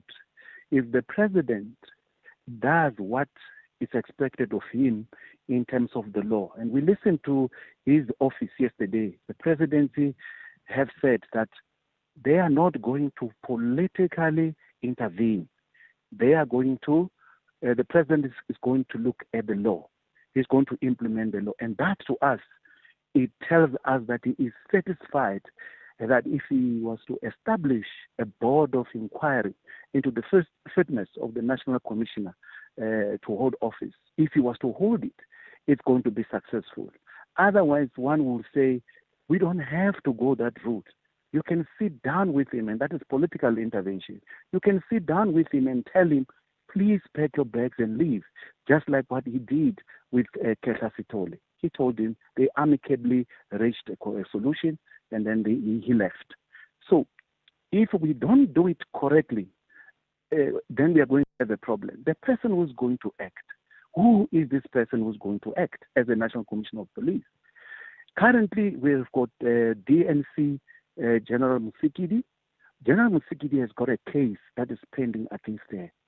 And we don't see her featuring anywhere in this acting position. Then you have got the Deputy National Commissioner, Sidia, who is also facing some disciplinary, cases and is at home. Who amongst the the lieutenant generals we have currently are suitable for this position? And if we don't find one here, what is it that the president needs to do to go and get a person who has got the capacity to lead the service? That is a question that needs to be answered by the president. The other thing that we need to seriously look at, it is to restart the process again. Remember, in 2005, specialized units and a unit such as DSO, very successful units, were deliberately closed down. 2008, family violence and child protection unit started to come back because of the demand from the public. Now, today we see IDEC, after such a long time, we see IDEC now coming back, to do something that used to be done by the DSO. So we need to strengthen these units, because without these units, we are going to continue to see the malfeasance, corruption, poor governance that is taking place within the South African Police Service. So we need to mitigate these issues with good intentions and make decisions that are bona fide, decisions that are going to look after the interests of South Africans. The police has a constitutional mandate to ensure safety and security to all inhabitants of this country, and to look after look after their lives and even their properties. Tsepo, the risks in your view? Yeah, look, I mean, in a couple of days, we are expecting South Africa, through the South African Investment Conference, President Ramaphosa will be saying that let's attract at least 2 trillion worth of investments. Now, the risks are obvious in the context of what we're facing, that there's no investment and no international investor who's going to come to South Africa and invest their hard and capital in a country that is unstable, especially in the area of policing.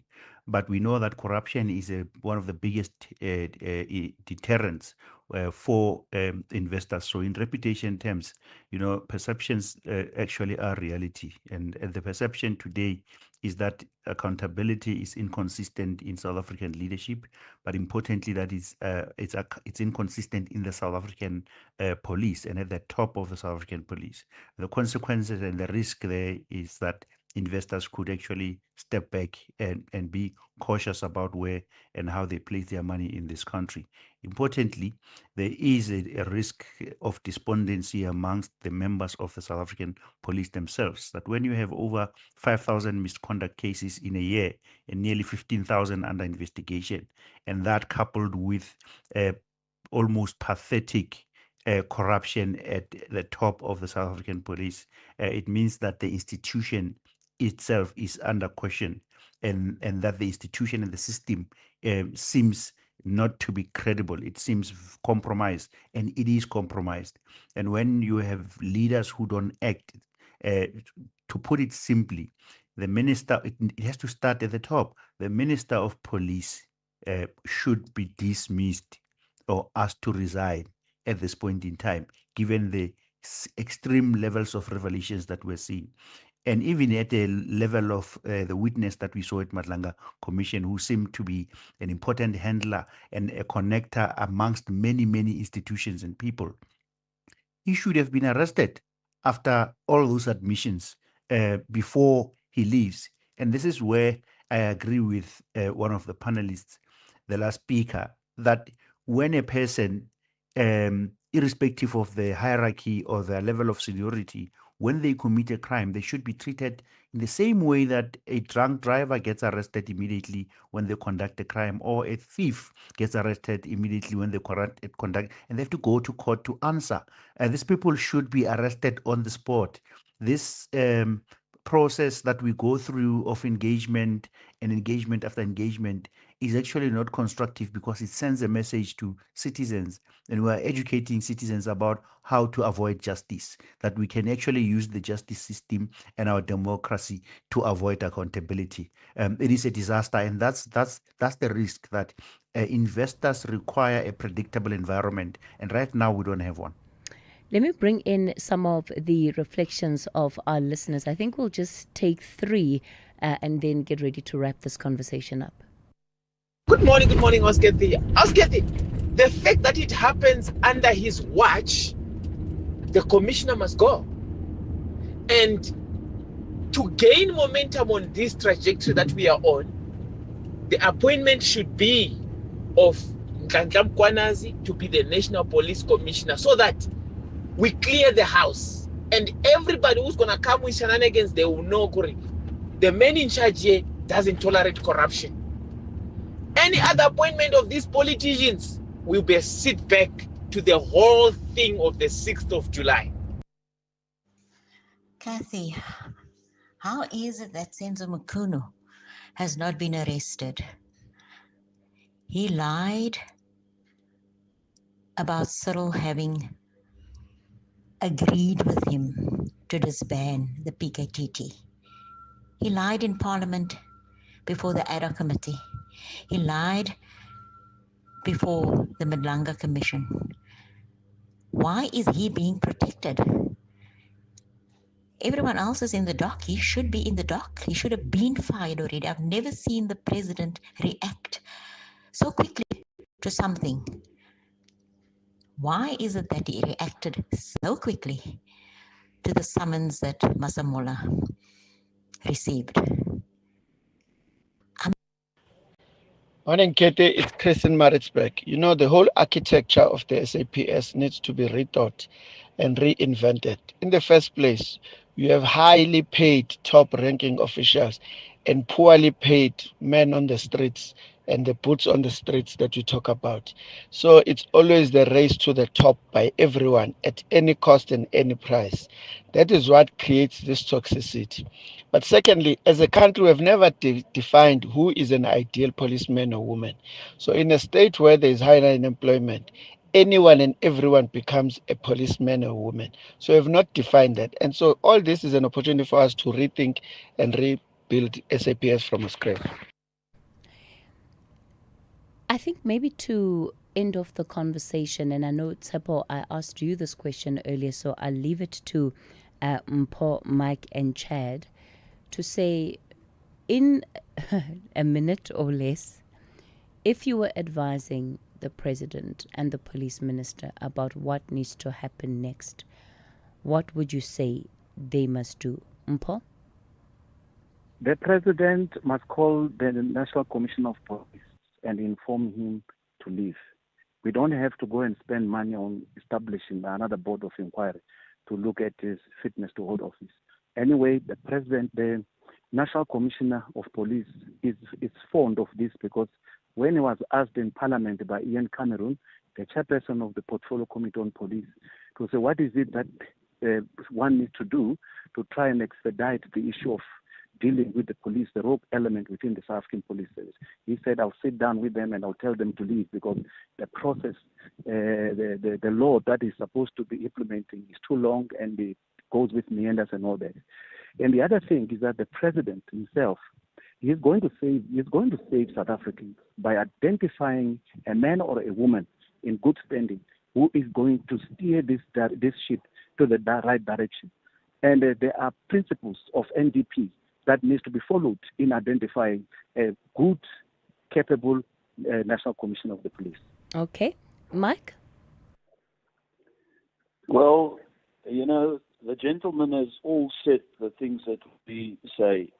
The bottom line is, if there's going to be any form of favoritism, which I very clearly see here, any senior official that needs to appear because of corruption must appear, as the previous gentleman has said, by being arrested. And this thing that you are treated differently because you are a high-ranking official or a minister must stop, and the president must pull the plug on that. He himself must present himself and clear his name, because he's under scrutiny and he is not beyond reproach. This is a huge problem. We cannot ask the president to do certain things when he himself has known what's been going on. He has to step up once and for all and say, listen, let me sit in the next sitting in the Madlanga Commission, and let me answer all your questions. Let me answer what the public wants to hear. But here's the problem, and I'll end with this. None of any of these people is going to really say what they've done, what they've neglected to that they should have done, what they've done right, what they've done wrong, what they should have done, and where they've been involved or in knowledge of any form of corruption. And that's my concern. There's no transparency, there's no honesty, there's no owning up, there's nobody standing up and saying, I'm sorry, how can I fix this? How can we work together? That's not there. And that's why our country is totally hijacked by criminals. The police is not effective. 80% of them are corrupt, as well as the government. And I don't see a future unless this happens. Chad? Very quickly, Gareth Newman, Vusi Pikoli, the two advisors to Minister Kachalia, have a lot on their hands. Minister Kachalia is going to have to press the reset button and give very sound advice to the president. We need to see a re-engineered police force. We need to take this opportunity to address everything that's fallen flat. I hate using expressions, but the expression, a fish rots from the head down, is so very applicable here. The reason we're seeing crime at the high rates that our citizens are suffering is simply because of this lack of leadership. So let's hope that they use this opportunity to reset the police force. We'll leave it there for this morning. Let me thank you all for being part of the conversation. Tsepo Matseba, Mpho Gwinana, Mike Borges, and Chad Thomas. It's 11 o'clock, time for your latest news.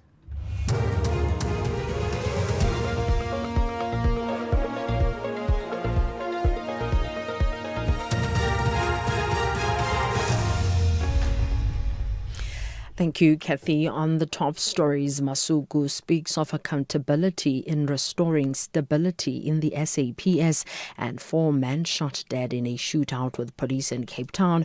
For SAFM News, I am Ondelambana, and a very good morning.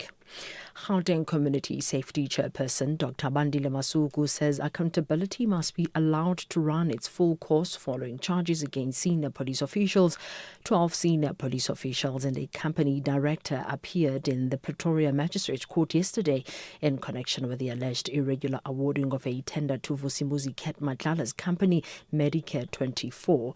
Masuku says the integrity of the police hinges on accountability, not shielding individuals. He warns that transparency and legal processes are key to SAPS stability and reform. Medicare tender is one of the central issues around what we see in the Madlanga Commission, which we are hoping as the committee that it will bring about a sustainable and very profound reform of the South African police service. And it is one of the ways of making sure that using this incident on its own will help us to restructure the South African police service and make sure that we establish a new police service which will have a public trust and confidence. The testimony of suspended South Gauteng Director of Public Prosecutions, Advocate Andrew Chauke, at the Nkabindi inquiry has been delayed until later this afternoon. The adjournment is to allow the panel and the evidence-leading team time to study Chauke's statement. The inquiry is probing Chauke's fitness to hold office. Chauke is accused by retired NPA head Advocate Shamila Batohi of instituting racketeering charges against former KwaZulu-Natal Hawks head Johan Boysen and the Catamano Organised Crime Unit. He also faces accusations relating to his decision to discontinue murder charges against former police intelligence head Richard Mdluli. Here's inquiry chairperson Richard Justice Besingabinde. This team should have been working throughout the 7 days when we were not sitting. It is not clear to me why this affidavit is only ready, was not supposed to be ready yesterday, instead of at least last week. I'm speaking to your team, not only you, Council. You should have done better, Ndadam Kabela, including you and the attorneys and all council sitting, even new council sitting behind Advocate Toby. Police have launched a manhunt for suspects who allegedly shot and killed a 34-year-old man in Fisantegral near Durbanville last night. Police spokesperson Wesley Twigg says the suspects fled the scene. He says the motive for the fatal shooting incident is under investigation. The victim sustained a gunshot wound to his body and was declared deceased on the scene by medical personnel. The circumstances surrounding the incident are under investigation. 4 men have been shot dead following a shootout with police at Site C in Khayelitsha in Cape Town. Police spokesperson Novella Potelwa says the police's provincial combat team followed up on information about the suspects who had allegedly been involved in extortion of businesses in the area. Potelwa says the suspects pointed firearms at the police when they tried to pull over their vehicle. 4 suspects were fatally wounded in a confrontation with police. The suspects pointed the police with the firearms, and as a consequence, 4 yet to be identified men were shot and killed. 3 firearms were seized from the scene. The National Consumer Commission has issued a product recall of over 17,000 units for specific batches of 6% Slimzy pomegranate squash following safety concerns. The recall affects specific batches of the product supplied by Dynamic Brands Manufacturing. The affected items are 1-litre bottles with a best before date of 14 October 2026, sold between 22 January 2026 and 23 March 2026 across Gauteng, Western Cape, Eastern Cape, Free State and KwaZulu-Natal. A total of 2,894 cases, equivalent to 17,364 individual bottles, are affected.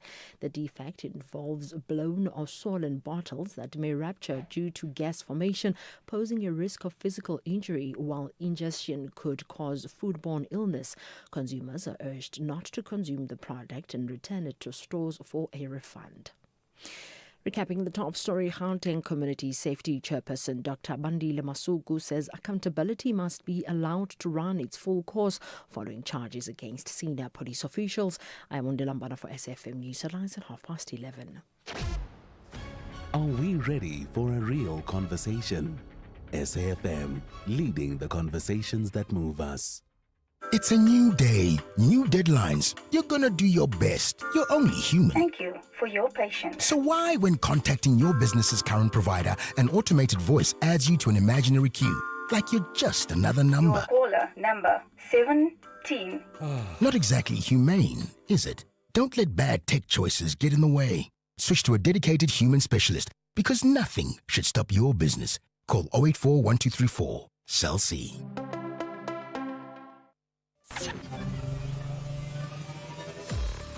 Hi, I'm Zycard. Catch me every Saturday from 7 to 9 p.m. on Spotlight as we bring you blow-by-blow sporting action, news. That's Spotlight every Saturday. You don't want to miss it.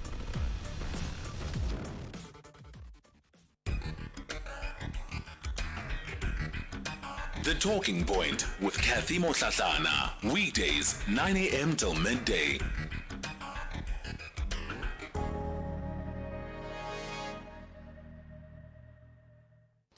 This Cathy, your expert one is calling for the suspension of the Minister without pay.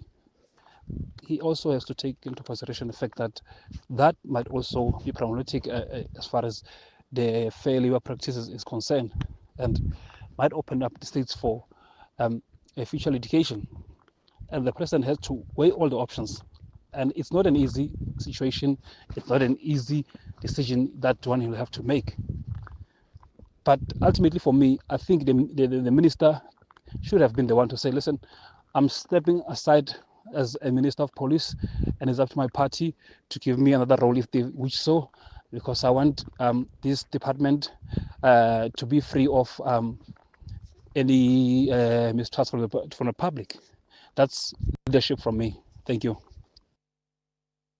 Morning, SFM and listeners. Just to comment on the topic at hand, I want to remind South Africans that the president does not have a track record of holding anyone accountable at any instance, especially those of his ANC members. And I think it's naive of us to trust and rely on his leadership at all. Just to comment on that. And I want you to remember this as time moves forward, that the president did not do anything. Mr. Watch the space. Thank you. Good morning, Siskati. Mbongo Sondisa, Mboyisa. Yeah, Siskati, what is needed now is lifestyle audit to all senior police officials. They discourage the junior police officers. Do you think asking for cold drink will ever stop if the senior management of the SAPS is involved in this too much mess or corruption? I doubt. And that Fanima Semula, who acted as if he knew nothing, President must suspend him as soon as possible. He must go away. Pity that he is retiring. Otherwise, they must send him away too, together with that gentleman who's forever sweating from Ekurhuleni Metropolis, Julius Mkwanas. Good morning, Cathy, your team and the listeners. Really would like to make a call to South Africans to lobby the government to consider reintroducing the death penalty for corruption. I mean, if you look at the case of Tembisa hospital looting, public is suffering there. Now there is a NSFAS corrupt accommodation provider who's charging the NSFAS fund for 300 beds, yet they only supplied 70 beds. Again, deserving students are not getting funding because of greedy entrepreneurs and government officials. Cathy Mohlahlana on SAFM. You're listening to The Talking Point, the final conversation for this morning. It's 10 after 11 o'clock. We are going to be focusing on early childhood development in South Africa, and a platform that has recently been recognized for its work. Now, we know that the first 1,000 days of a child's life will be what shapes their future quite significantly. And we now have a South African platform that is helping parents through that journey. Parent Sense has been selected for a leading international fellowship at the Thrive Center at Georgetown University, and it's spotlighting its work in improving early childhood development and parental support. Now, it's been founded by our next guest, and she'll be telling us more about where the thinking behind it came from. Megan Fora is an occupational therapist, author. Megan, good morning to you. Firstly, congratulations. It's quite significant, right, that you've been selected by Georgetown University for this fellowship. Morning, Cathy. Yes, it was absolutely incredible. There were so many applicants, and most of them are very worthy of this fellowship. And we were selected amongst 7 global businesses that were impacting early childhood. When you think about why it is that your application stood out, what do you think makes your platform so remarkable? I think there are kind of 3 parts to that. The one part is the clear science. I think there's a lot of information, particularly digital information, which is unfounded and unscientific. But our apps, all the content is built by myself, I'm an OT, and by my fellow experts who are medical doctors, pediatricians, dietitians, and so on. So the credibility is there. The second reason is that we've built a very robust tech product. We have an in-house tech team led by Judith Jooste, who's an incredible female tech CTO. And then the main other reason is that we have a wonderful distribution channel. Instead of the moms having to pay for the product themselves, we actually go into partnerships with large corporates like Discovery Health and Momentum Health and roll it out. And I think those three pieces to our picture was very compelling for the American market. I want to start with the significance of the first 1,000 days of a child's life, because in developing a platform like this, you're trying to bring awareness and understanding to why those first 1,000 days are so critical. And I do think that, sometimes as a society, because we look at these little infants that develop into toddlers, and we think, all they need is just to be kept alive, right? Just keep them alive, and you've done what you needed to do. But as you're saying, the science and the learnings up to where we are, I guess, in the development of humanity now, is that there are things that we can and should be doing intentionally that set these toddlers up for success for the rest of their lives. Yeah, absolutely. I mean, you've highlighted that the first 1,000 days shapes the future, and that's because there's never a time in a human's life when there are as many connections being made. So we are literally wiring human brains for the future, which means that the things you do today with a toddler, you are touching the future. So it's very important that we take this opportunity. So that's the first reason why it's such an important period, is that there's enormous opportunity. The other side of this, and the other reason why it's such a critical period, is that opportunity comes with massive risk as well.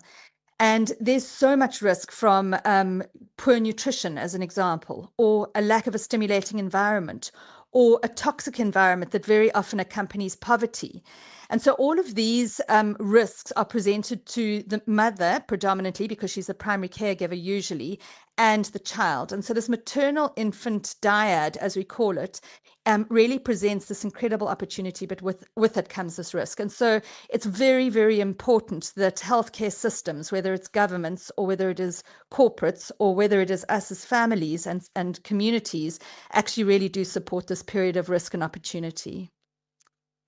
So that we don't have mothers and other parents listening to this conversation going into a panic and thinking, are there things that I should have been doing or that I needed to do that I didn't do?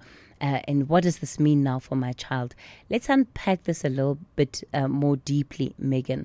When we talk about the opportunity, right, and the kind of information that you are empowering caregivers and parents with via this app, maybe just some of the key things that you look at and that you touch on. So we break human development in the first few years into four main categories in our product, in parent sense, and that is sleep, feeding, health, and play. So within each of those buckets, there's a real opportunity. So for instance, in the feeding bucket, there's a real opportunity with breastfeeding, as an example. And mums need to be empowered to understand how to breastfeed, to understand what it means when you feel like you've got low milk supply, as an example. How do you bump up your milk supply? So simple support around breastfeeding would be a very practical way in which we can utilize this opportunity. Likewise with feeding, when to introduce solids, when to introduce allergens, because all of that kind of guidance around feeding can help to support early development. At the same time, one of the things we do in the app is we focus on play and development and imagination and learning. And so the app goes from pregnancy to 5 years old. And for every single day, we give the mom an activity, or the dad or the caregiver, we give them an activity to do with the baby that develops their brain. And it might be something as simple as read a book to your baby today, or something a little bit more complicated like create an obstacle course. And so each of these practical kind of tips really do help parents to understand what they can be doing with their babies, and also takes away the fear from what they shouldn't be doing. Megan, there will be those who listen and think, children, generations of children have grown up to become adults, and perhaps their parents weren't necessarily, intentional, or that they weren't necessarily doing things in the way that you've so cleanly categorized and packaged, and they've turned out just fine. So how do we ensure that there's balance, and that it doesn't feel like it's overly prescriptive for how parents should be raising their children? Yeah, it's a good question, Cathy. I think when you look back and you say generations of children have grown up just fine without too much intervention, the reality is that we're living in a very different world now, and it's a world that does have increased risk. So a simple example, and I was chatting just recently at a psychiatry conference, a simple example is the use of technology. So many parents would be thinking, if I give my baby a cell phone, or if I give my toddler an iPad and they can sit and watch TV, this will advance their language skills. And that's a very common misconception. What we know about technology, as an example, which previous generations have never been exposed to, is that it really is toxic for the developing brain. So that's a very small example of the fact that we've currently in this world got a mismatch between what human brains actually need to develop and what's being presented to them. And it goes for processed foods. It goes for, and a lot of what goes into their diet. It goes for misinformation that goes on social media around vaccinations, as an example. And so we are living in a period of time where there are a lot of risks for parents and children. And this presents, a risk for us, but also for my business, it presents an opportunity, because I think it's very important that very sound and scientific voices are given platforms and being put into parents' hands to assist them through this period so they can demystify. And, just to say, and I really do know where you're going, this is not to increase guilt and burden on parents, because there is enough of that. But it's to support them so that they feel better as they parent their children. They've got more insight and they're getting hold of information that really is sound, and that they're not relying on things like in TikTok and so on. We're going to continue the conversation shortly. You could win a car. You could win a car. Everyone could win a car. Spar Win a Car is back. Stand a chance to win one of 50 Hyundai Extras when you buy participating products like 2 kg Tastic Parboiled Rice for $29.99. Save 10 Rand. Or 1 kg Kellogg's Cornflakes for $69.99. Save 15 Rand.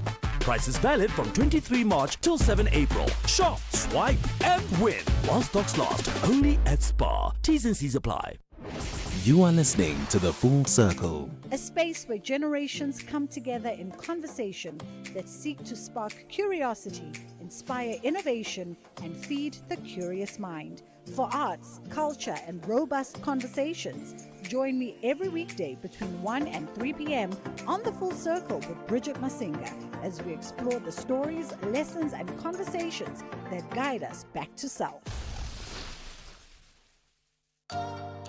This Human Rights Month, we commemorate a significant milestone, the Bill of Rights at 30, making human dignity real. For 3 decades, South Africa's constitution has been a beacon of equality, freedom, and justice for all. Yet dignity is not just written in our constitution. It must be lived, protected, and upheld every single day. Join SAFM as we unpack the issues that matter, elevate voices driving change, and reflect on the progress we've made while confronting the work that still lies ahead. SAFM, leading the conversations that move us. Exciting news, South Africa. SABC TV Licenses has partnered with Capitec to make paying your TV license simple, affordable, and accessible.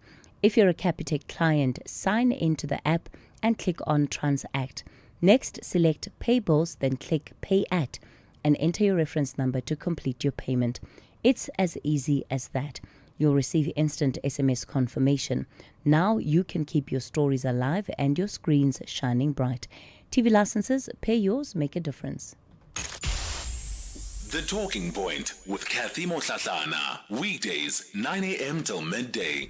We're in conversation with Megan Forer, who is an occupational therapist, author, and also the founder of Parent Sense, a platform dedicated to assisting parents in as far as giving them credible advice on the first 1,000 days of a child's life.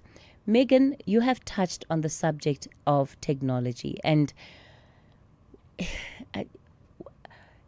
where do parents even begin when it comes to this conversation? I think last year we had a conversation around how parents are managing the exposure of their children to technology, and many parents called in, and on the one hand they felt deeply guilty, on the other was just the sense that it's the only thing that calms my child down. If I don't give them the phone, they throw tantrums, and it's one of the ways in which I'm able to manage this child better.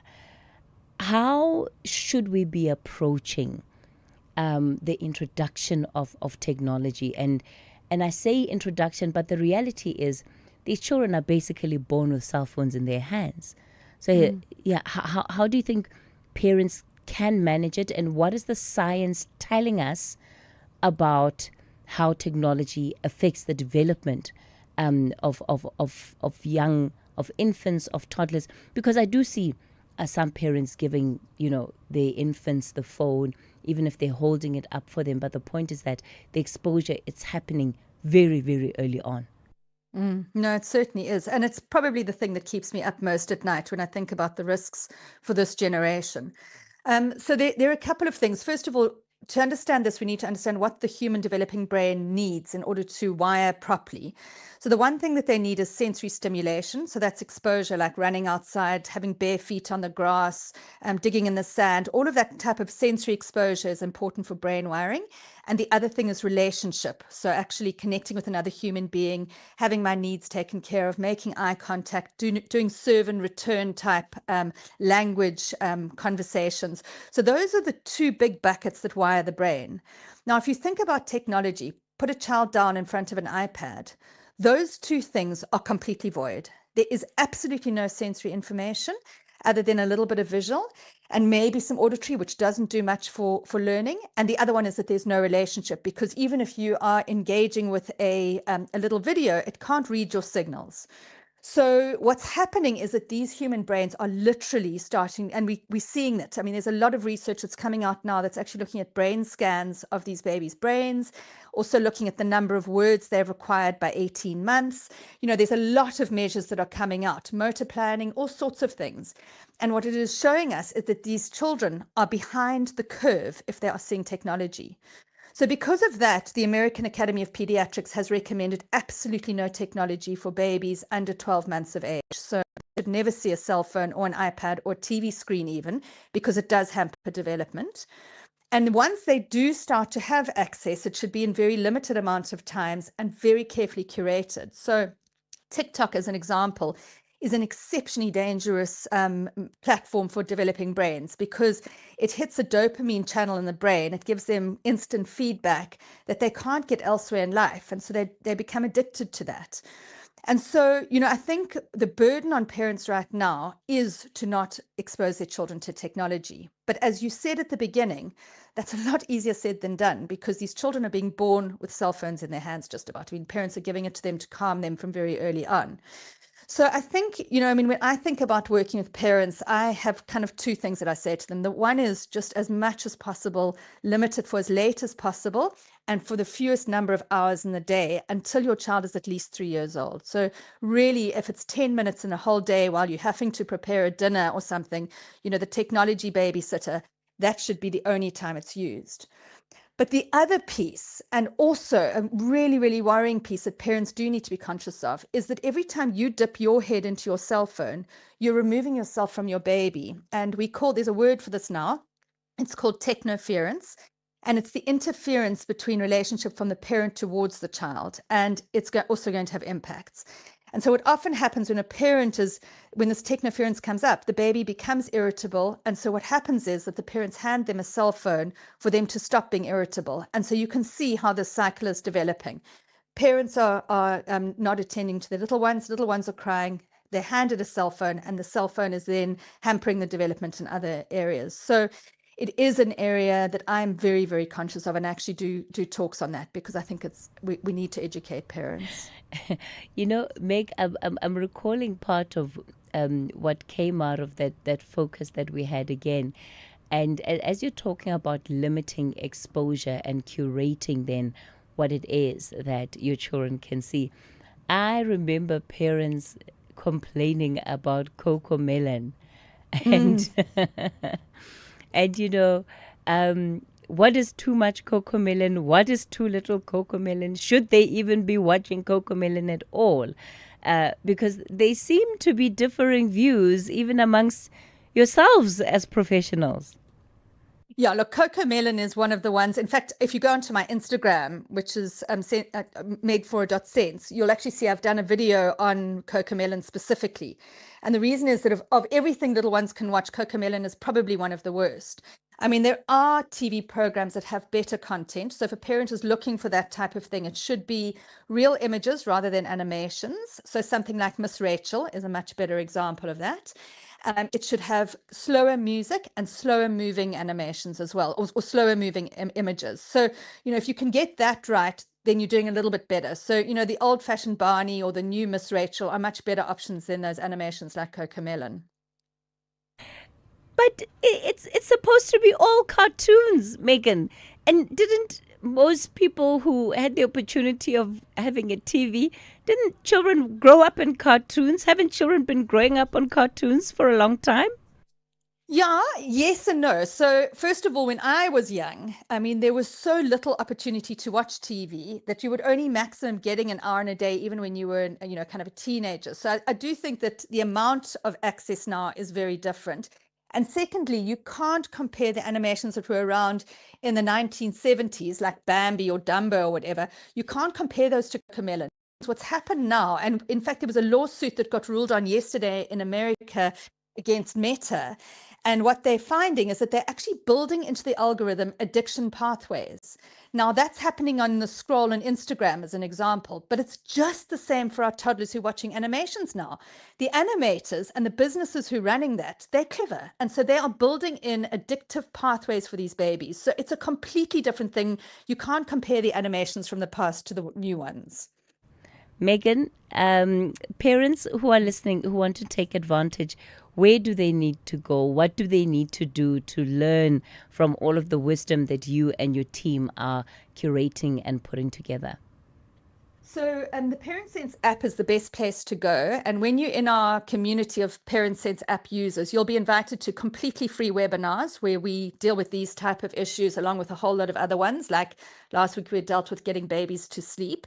So Parent Sense app is where to start, but there's other places as well. Vodacom, as an example, actually has our app Parent Sense on their platform. So if you're a Vodacom user, you can go and hop on there and you'll find the app there.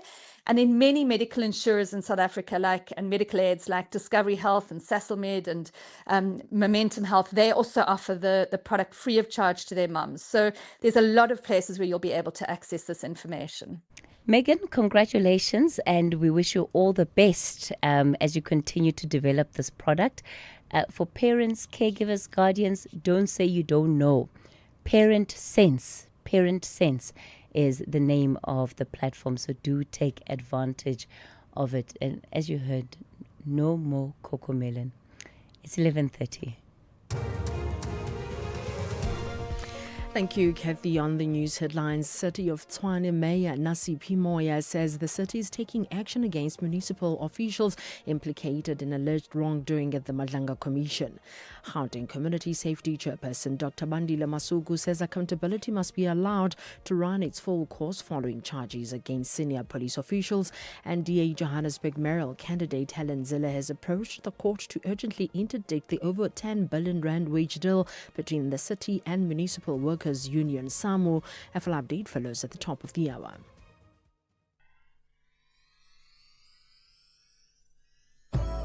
Hi, Hi, I'm Khomotso KG Mweketi, and I believe in music's ability to connect, to heal, to remind, and to bring joy.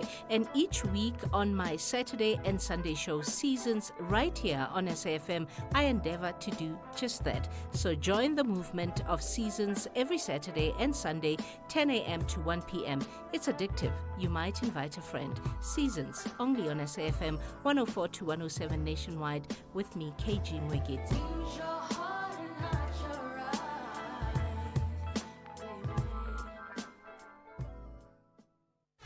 SAFM Music. Good times, good memories.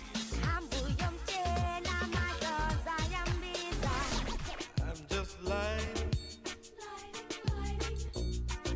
somebody fine. Old school sounding so good. SAFM Music, with you wherever you go. CIRA is pleased to announce that printed certificates are now available at all our branches. This optional service is offered at 75 Rand per page, effective from the 1st of April 2026. For more information, visit www.cira, that's PSIRA.co.za,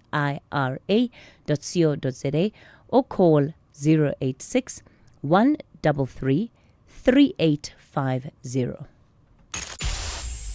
The Talking Point with Cathy Mohlahlana. Weekdays, 9 a.m. till midday. Eindelijk Let's Connect is coming to you from the Montreux Jazz Festival in Franschhoek. The first time this iconic festival takes place on African soil. Join Penny Libiane and Fran Rico for exclusive interviews, behind-the-scenes access and festival experience. Watch Friday, the 27th of March at 4:30 p.m. on SABC2. Eindelijk, let's connect. Be part of the moment. SABC2, you belong. Conversations that you connect with and react to. SAFM. Well, let's get into the book reading for today. As I said, we're continuing with the book Boardroom Dancing, a transformation from a corporate activist by Nolita Fakude. The book reading. Please note that the views expressed in this book are not that of the station. Listeners' discretion is advised. SFM presents another episode of the book Boardroom Dancing by Nolita Fakude, read by Vuyokazi Tebe. A final, and by many estimations most significant, milestone came in 2009. When Sasol's business operations started noting clear connections between teams that were strongly values-driven and operationally excellent in terms of performance. The data that we used for our incentives, the 5 to 10% of people's annual bonuses, came from assessments evaluating how well a team or individual was doing in terms of living and driving the culture and values. Information largely gleaned from the Beret survey that we continue to run annually. Because the Beret survey was a 360-degree evaluation, it reflected not only what your people said and did, but also how your peers viewed your team or organization.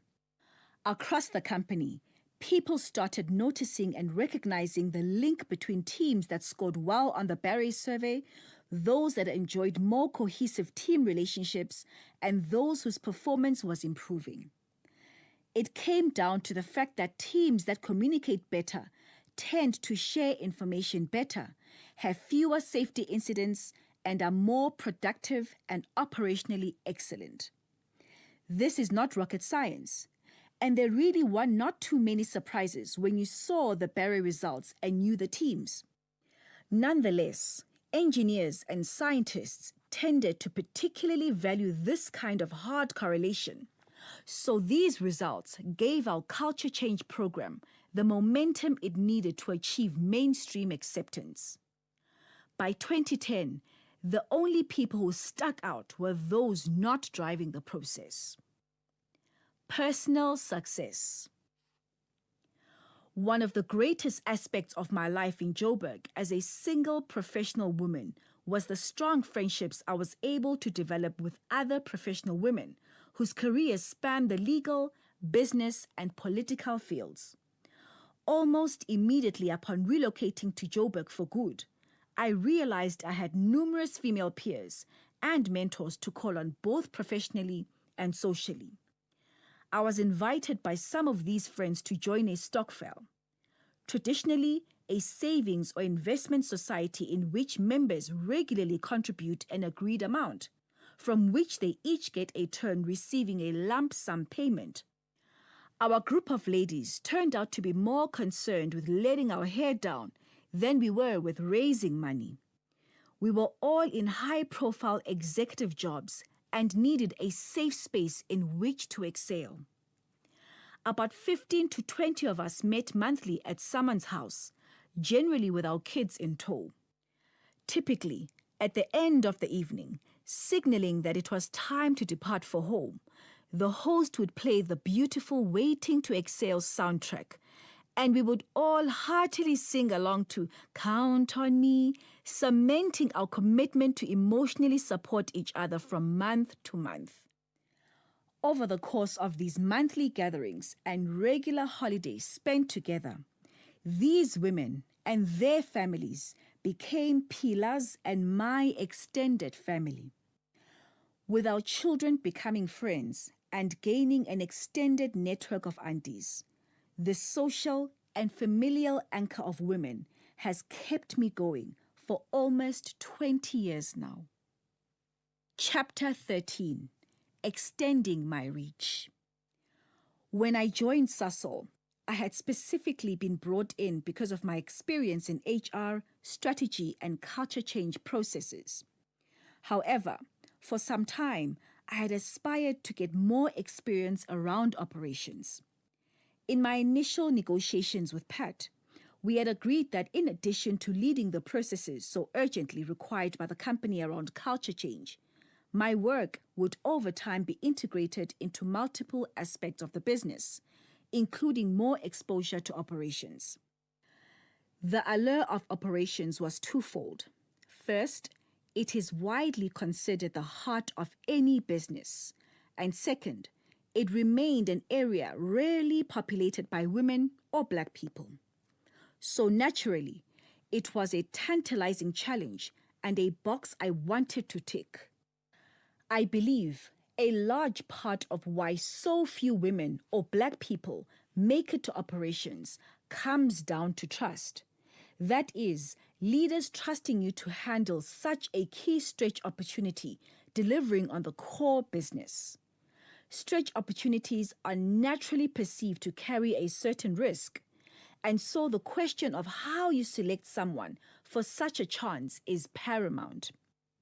After all, if you cannot objectively demonstrate a successful track record of delivering 1,000 nuts and bolts, what other objective measurements can the organization use to say that you are the right person to get the job done when the opportunity arises? This is where the unquantifiable quality of trust comes in. I have found that earning trust is as much about making people feel comfortable and confident that you know what you are doing as it is about proving technical competence. And the reality is that people tend to be more comfortable with, and therefore trusting of, people who look and sound like them. This truth has translated historically to white male leaders having more trust for other white males. In reverse, this subjective instinct translates as a lack of confidence in or comfort around someone who looks and sounds different, meaning that if you do not know that person and so have no track record of working together, there is an absence of trust, even though that person may have all the required competencies. The consequence of this subconscious trust, or its absence, is far-reaching and profound, influencing people's perception of others and manifesting in appointments being made on a subjective basis. Fortunately, such perception issues can be dealt with if senior leadership is willing to engage in honest and open conversations about how to integrate transformation and diversity into talent management and succession planning processes. These can be difficult conversations, forcing people to examine why they might think that a black or female candidate does not appear to have the capacity or capability to be the next key person in the organization. And if that is their perception, what are they doing as management to rectify that? In other words, how is management proactively developing junior staff so that in 3 to 5 years, they are equally capable of taking on a stretch opportunity? It is only when we create and use unbiased systems, which must include some measure for culture, that we can talk about fully equal access to opportunity, which is so fundamental to real transformation. This was something we talked about a lot at the BMF, as many people mistakenly believe that equal access to opportunity is simply a question of advertising a job that is open to everyone to apply. Because of the great inequality that we came from in South Africa, truly equalizing opportunity required and still requires active effort from everyone to change the culture in our institutions, especially in business. As leaders, it is up to us to create the environment that enables people to grow to their full potential. And a huge part of this is about having the right enabling culture in place. In the case of private sector senior leadership, this means ensuring that performance management systems can consistently and fairly measure performance, ability, and potential. This does not require a radical think of performance management systems, as most systems function well in terms of measuring those things.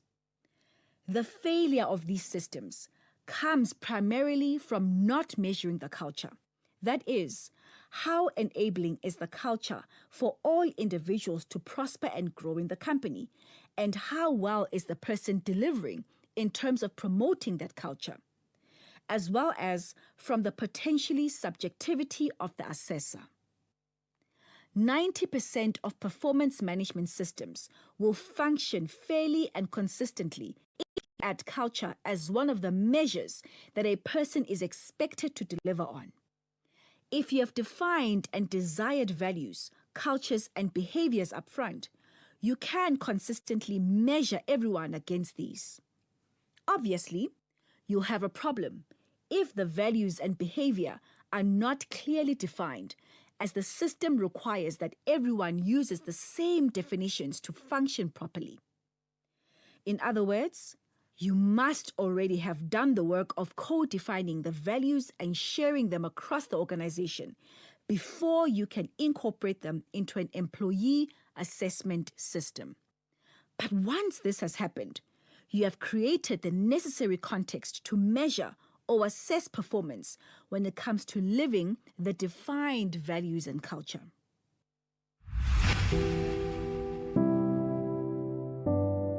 There was another episode of the book Boardroom Dancing by Nolita Fakude, read by Vuyokazi Tebe.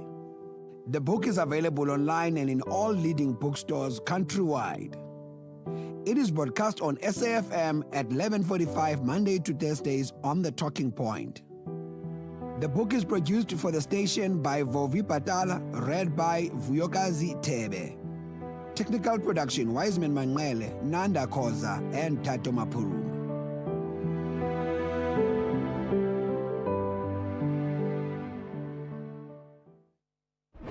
You are listening to The Full Circle, a space where generations come together in conversation that seek to spark curiosity, inspire innovation, and feed the curious mind.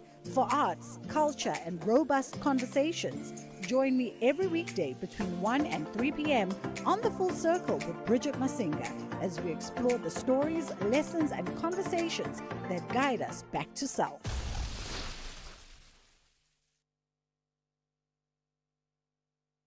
With the ever-changing financial landscape, it can be difficult to make sense of all the moves at times.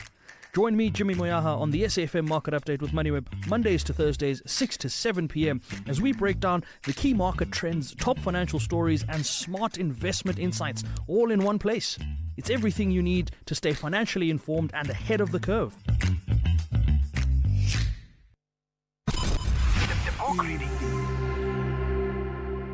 Please note that the views expressed in this book are not that of the station.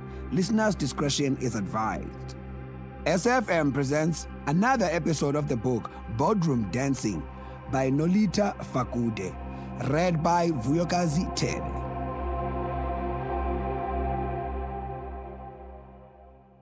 This type of performance management systems, which takes culture and values into account, enables diverse candidates to compete successfully for stretch opportunities and usually does away with choices made due to subconscious trust or its absence. Once culture and values are integrated into the talent management and succession planning processes, you can look at someone who is a great performer, technically and culturally, and focus on asking what management is doing to move that person to the next level or opportunity. Whether this means a business unit rotation or stint on an academic or short course, these are the kinds of personal development conversations that lead to a person growing in new areas like management and or hard operations. This is key, as there comes a point in a person's career when it is difficult to rotate into a top position if you have not been exposed to certain development experiences early enough, as these skills do not materialize overnight. Getting noticed. As head of HR, another process I was concerned with was how junior people got noticed by top leadership and therefore were offered development opportunities, and how to ensure maximum transparency of this process. As with performance management systems, the issue of getting noticed comes down to organizations asking who they are mentoring and selecting for development opportunities and on what basis. In addition to the more formal structures of assessments and rotations, there are additional informal ways for junior employees to stand out, yet there is no handbook advertising these processes. While I was at Sasol, I chaired numerous group committees over the years. Although every committee included members whose role and function required their participation, most committees also included people over and above those members. Committees therefore represent a development platform for the next layer of management to show the depth and breadth of its talent to senior management. These kinds of committee presentations can be great exposure for a rising star, and therefore should be seen as a skills development opportunity. For example, if the head of safety is presenting a paper to the committee, this is an opportunity for one or two others who have worked on the team preparing that paper to participate and shine. Even just sitting on a committee session serves a purpose for a junior person. I always advise managers to use committee presentations to give exposure to their high potential people. Such presentations offer a safe place to give people you are developing an opportunity to field questions, which is an important part of growth. That said, if one of your people ends up ill-prepared or can't engage at the level expected, you as their line manager need to be ready to step in and protect your team. Letting a junior member hang is not a good reflection on you or your team. Junior people often imagine that mentorship relationships come about when some senior notices you and decides to take you under her wing. But the reality is that more often than not, it's up to you to get yourself noticed. Thus, young professionals with ambition should volunteer to be on committees, ask to join, and then make yourself useful in whatever way possible, even if it just means taking notes. The point is to get in the room, and once you get there, Get as much exposure as you can. Never look at any work that needs to be done as beneath you. You may spend 6 months taking notes before the opportunity you seek appears. But it is this kind of commitment that managers and leaders are looking for, as everyone knows you are doing the work over and above your actual job. Building a reputation as someone who is always willing to lend additional hands and feet and brains, you will find people calling you the next time an opportunity arises. When I started my career, the only way to get in the room was offering to be the secretary to take notes, which included making tea. Irritating as this may have been, while I was making the tea, I was listening to the discussions and getting important exposure to what was happening behind closed doors. Particularly because in many organizations, senior people seem inaccessible. There is a great value in demystifying what it is they sit around doing all day. Although I did not relish participating in the gender stereotype of a black woman making tea, I knew my goal, and so was able to see my tea duty as part of a larger plan. Even today, if I am in a meeting and no one is taking notes, I will sometimes volunteer. After all, I am taking my own notes anyway, and so by offering to take and share the minutes, the process of clarifying what is in my notes gives me an opportunity to engage more deeply with whoever is leading the session. The point is, these sorts of extra actions telegraph your interest and provide opportunities for greater discussion. Do not equate taking notes with keeping quiet or being subservient. Ultimately, it all comes down to knowing what you are looking for so that when an opportunity comes, you don't miss it simply because it is not labeled or defined in the expected form. This relates to a larger point about career moves. Sometimes you make a career move that won't make sense from other people's perspectives. As in the game of chess, your strategy often will include a sideways or even backwards move to get you in the right position to succeed. What matters is knowing that each move is taking you closer to your final aspiration. Change and evolution. In June 2010, Pat Davies retired after 6 years as CEO and 37 years as a Sasol employee, and David Constable stepped in as our new CEO. Coming from his position as VP at Fluor, David was an engineer with 30 years of global engineering, procurement, and construction (EPC) experience, and was well suited to guide Sasol to deliver its next stage of projects, which would call on those EPC skills. Relocating from his native Canada, David's outsider perspective provided some interesting impressions concerning our culture issues and progress with diversity and inclusion. For example, he was taken aback by the continued use of Afrikaans in some parts of the organization. This observation sensitized employees from all backgrounds to the ways in which language can be problematic when it comes to inclusion. With a majority of Black South Africans speaking to one another in African languages, we had to acknowledge that people who don't understand those languages also end up feeling excluded.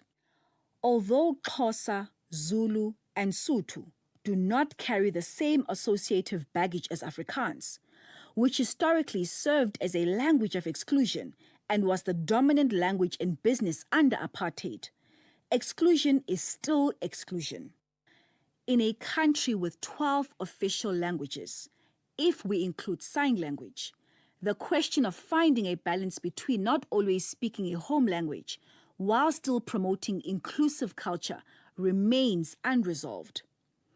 Overall, however, David was impressed by our approach to transformation. I still remember one of our first conversations when I approached our new CEO to clearly state my expectations of him as our top leader.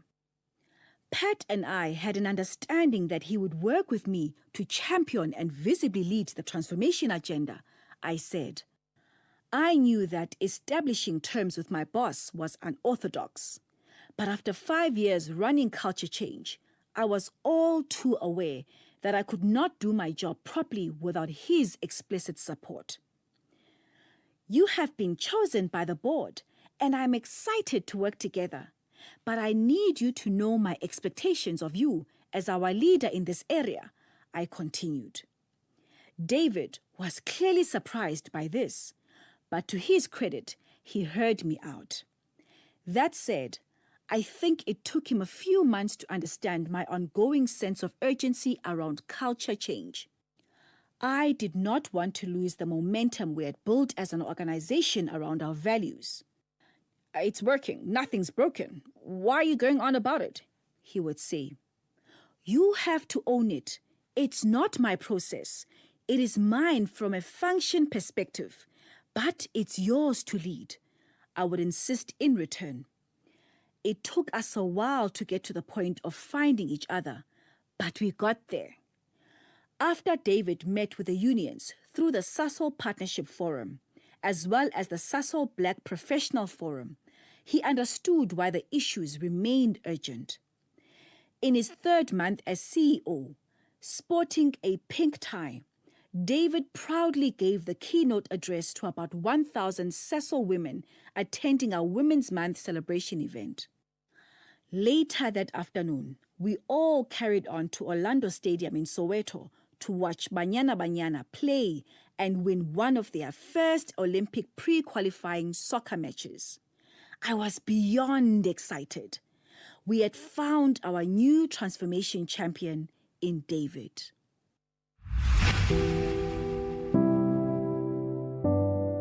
There was another episode of the book Boardroom Dancing by Nolita Fakude, read by Vuyokazi Tebe. The book is available online and in all leading bookstores countrywide. It is broadcast on SAFM at 11:45 Monday to Thursdays on The Talking Point. The book is produced for the station by Vovi Patala, read by Vuyokazi Tebe. Technical production, Wiseman Manele, Nanda Koza, and Tato Mapuru.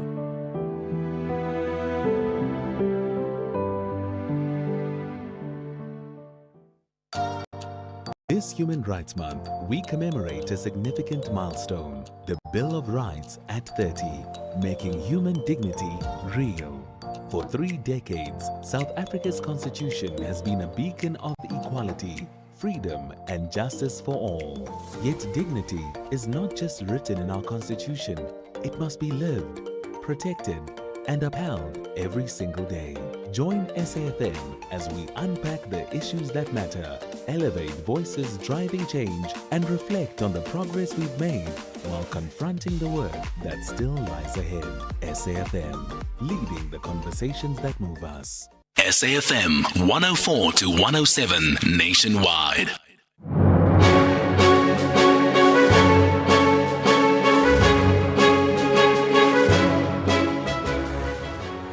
Well, it's exactly 12 o'clock and it is Thursday, the 26th of March, 2026. A very warm welcome to Updated Noon here on SAFM, leading the conversation.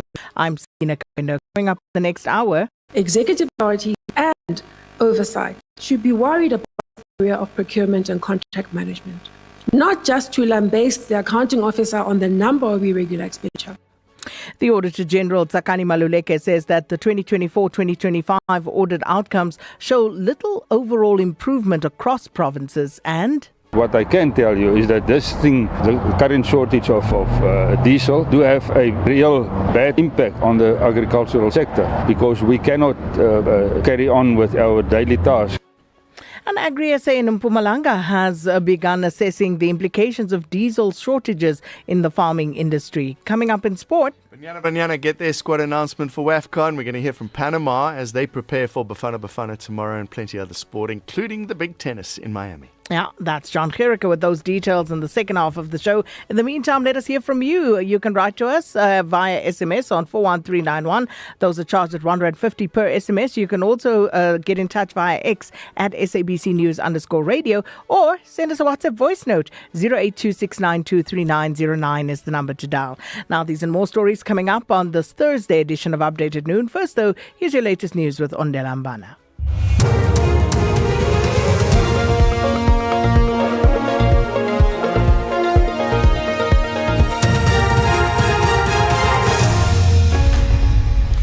Thank you, Sakina. On the top stories, City of Tshwane takes action against officials implicated in Madlanga Commission, and Zille interdicts wage deal between Johannesburg's City of Joburg and SAMWO. For SAFM News, I'm Ondela, and a very good day.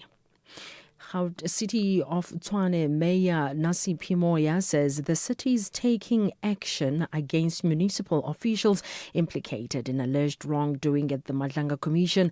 Those implicated include Tshwane MMC for Corporate and Shared Services, Tsulufelo Murodi, Deputy Commissioner of the Tshwane Metro Police Department, Umashi Dlamini, and Chief Financial Officer Gareth Mnisi. Moya says internal investigations are ongoing. It is within the spirit that the following actions have already been taken in the past 7 days. Following allegations made at the Madlanga Commission, I placed the MMC for Corporate and Shared Services, Councillor Kulufelo Morodi, on special leave. In the meantime, the TMPD Deputy Commissioner Umashi Dlamini, is on leave, and this will allow for a fair and uninterrupted investigation, which is a step that protects the integrity of both internal processes and the work of the Commission. In respect of the Chief Financial Officer, Mr. Gareth Mnisi, a disciplinary report is being tabled before today's council meeting to initiate a process for his precautionary suspension.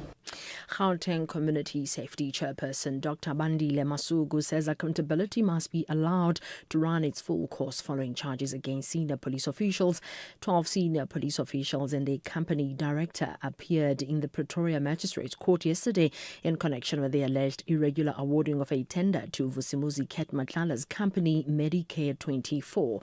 Masuku says the integrity of the police hinges on accountability, not shielding individuals. He warns that transparency and legal processes are key to SAPS stability and reform. Medicare tender is one of the central issues around what we see in the Madlanga Commission, which we are hoping as the committee that it will bring about a sustainable and very profound reform of the South African police service. And it is one of the ways of making sure that using this incident on its own will help us to restructure the South African police service and make sure that we establish a new actually service which will have a public trust and confidence. The 38 suspects accused of theft, fraud and money laundering who defrauded the Mpumalanga Education Department have appeared briefly in the Nelspruit Magistrate Court in Mbombela. The accused are facing charges of fraud and corruption relating to 113 million rand tender. The accused persons include the former HOD of the department, Jabulani Nkosi. Apparently, they unduly benefited from the funds meant for the emergency repair of 21 schools during the 2019 to 2020 financial year. The accused are all out on bail ranging from 5,000 to 50,000 rand. The case has been postponed to the 10th of April for 2 accused and for the rest of the accused to the 2nd of July.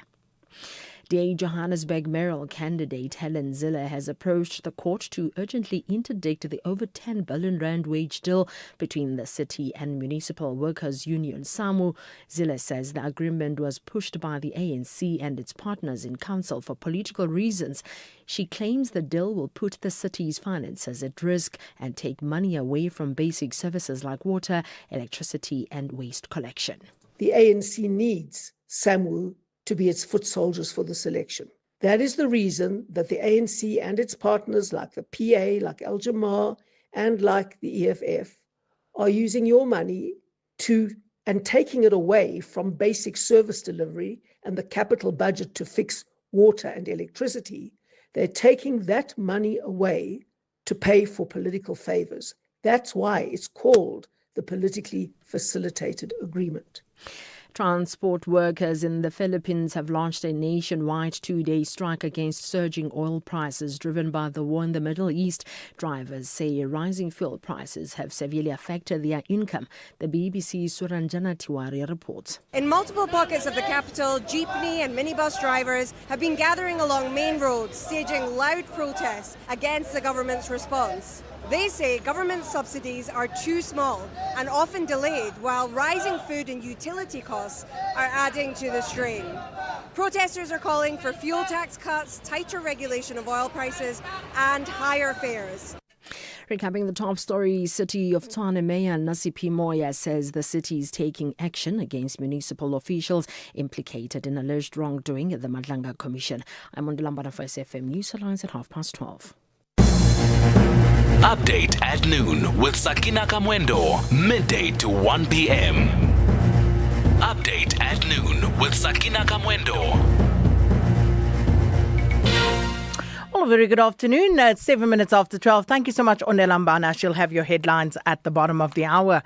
And coming up on today's show, just keeping an eye on what's happening in that US-Israel war on Iran, where Israeli emergency and rescue units apparently have been hit by Iranian missile debris, and Beirut also being pummeled. And we're going to speak to Tembisa Fakute later on in the show, just to look at the latest from that particular region, and also to get a sense of the Strait of Hormuz and how that's affecting all of us, and how long the people are thinking that this war might continue, given the impact that it's having across the world.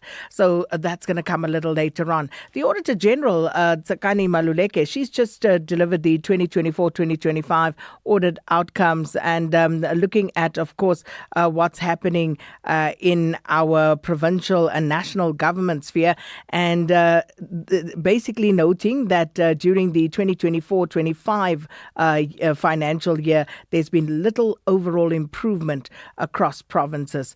So we'll speak to someone from the Auditor General's office just to give us, at this point, an overview of those findings. And then the Democratic Alliance, they are set to lay charges at the Cape Town Police Station on the missing 637 million rand CETA saga. Kokeli Bandla is our reporter following that story for us. And Deputy President Paul Mashatile hosting his Chinese counterpart for the South Africa-China 9th Binational Commission. This is taking place at Tenes in Cape Town. Zaline Merrington is our reporter on that story. We're also keeping an eye on the East London High Court. And this, of course, as the ANC gears up for the provincial elective conference. Now, the court is expected to deliver judgment in that urgent application that was filed by ANC members that want to interdict the ANC's provincial conference that's scheduled for this weekend. And we heard yesterday from the Secretary General Fikile Mbalula in other terms saying that only a tsunami can stop this conference from going ahead. So we have our reporter on that story. He's actually just sent us a note saying proceedings were yet to get underway. But as soon as there's movement there, as soon as we know what's happening, we'll let you in on that as well. And today, this is the 26th of March, marks 6 full years since President Cyril Ramaphosa announced that the country will be under full lockdown restrictions. Remember, COVID-19, 6 years ago today that announcement was made. And incidentally, I was just talking about it over the weekend with some family members, noting how that lockdown, we were laughing about some of the crazy things around it. Remember how you couldn't buy sandals, even though you could see them across the aisle, and it was all cordoned off with crime scene tape. I just call it that. You know, those sort of things. Yeah, it was like crime scene tape, because if you reached over and you bought, why were we not allowed to buy sandals, people? What if I wanted to wear sandals in the winter? It was my prerogative. But these are the things that we've come from. Do you remember those days? And remember, you couldn't buy, someone snitched because Woolworths back then continued to sell their rotisserie chicken, and someone snitched. I blamed the late Eusebius Makaiser for snitching, and then that was taken away. That was the only cooked, prepared food that you could buy at the time. And everybody became an internet sensation. Everybody became a chef. They became dancers. They became fitness fanatics and all sorts of things. Whoa, we've come a long way. And remember, Paulina, people were brewing their own beer because they couldn't buy alcohol. And people were, there was no pineapple. And I think it was in Eldos or somewhere, people were brewing what they called Paulina, and they were drunk for days on end.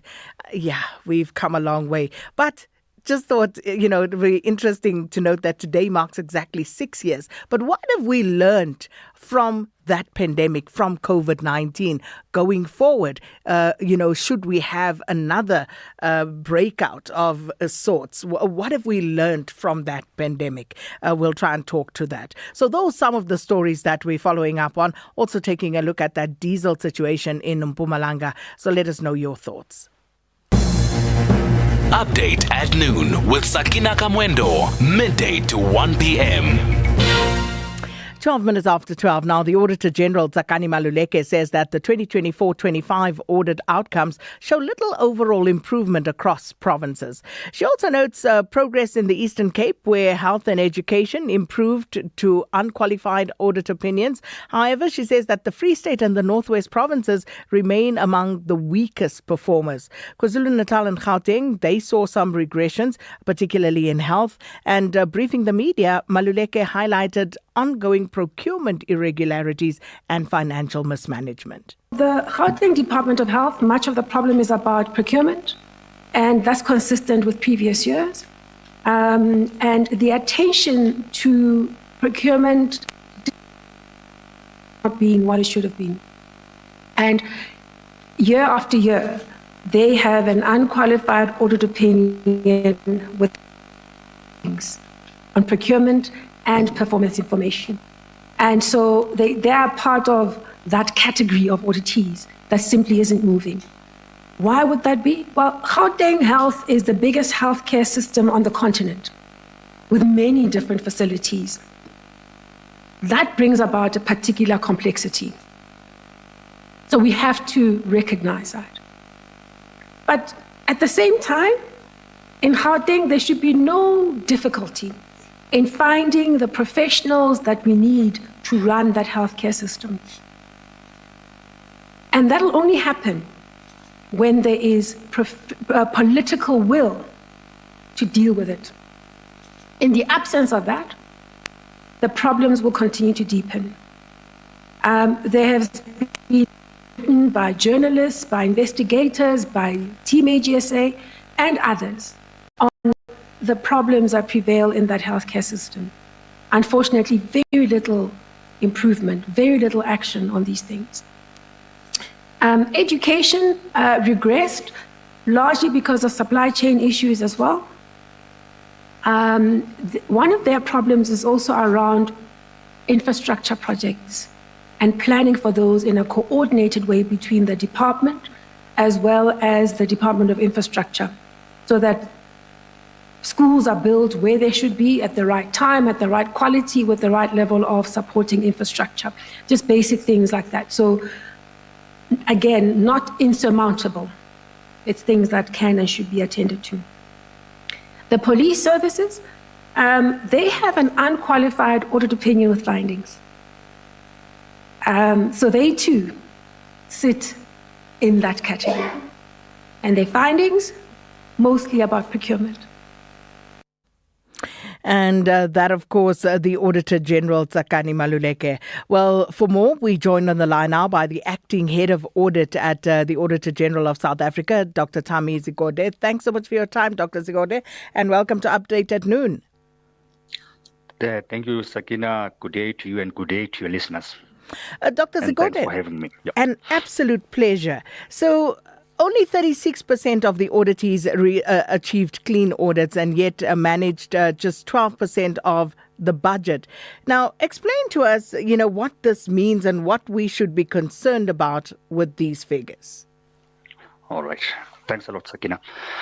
Look, what this means for us is that when one looks at the overall budget that has been allocated to ODTs, only 36% of them are actually able to demonstrate how they actually spent the funds, demonstrate that while they were doing so, they complied with the laws and regulations of the country, and demonstrate that while they were doing so, they were able to report how that impacted on the service delivery.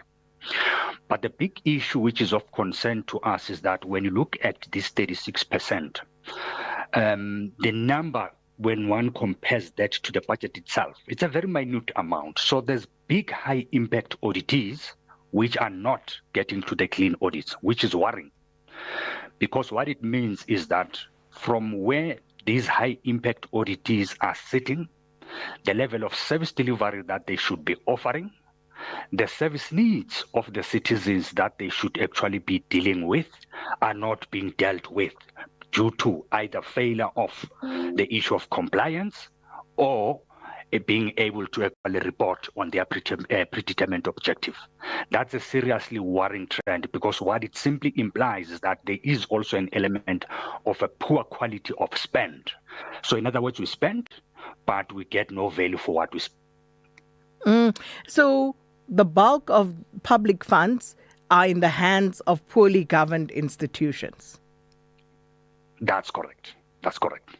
And that doesn't make for good listening, especially given what South Africans are going through.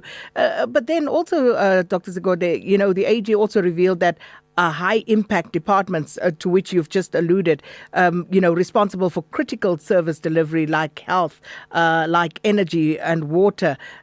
Would it be fair to say they are the worst performers? Not to say they're the worst performers at this stage, but of course not performing at the level that is required. And for us to be able to say, for an example, they are the worst performers, then they would be sitting in the worst category as compared to the unqualified with findings. So yes, they are not performing at the level where they're supposed to, and it is imperative that we get them from that level that they are performing in to the space where they are clean.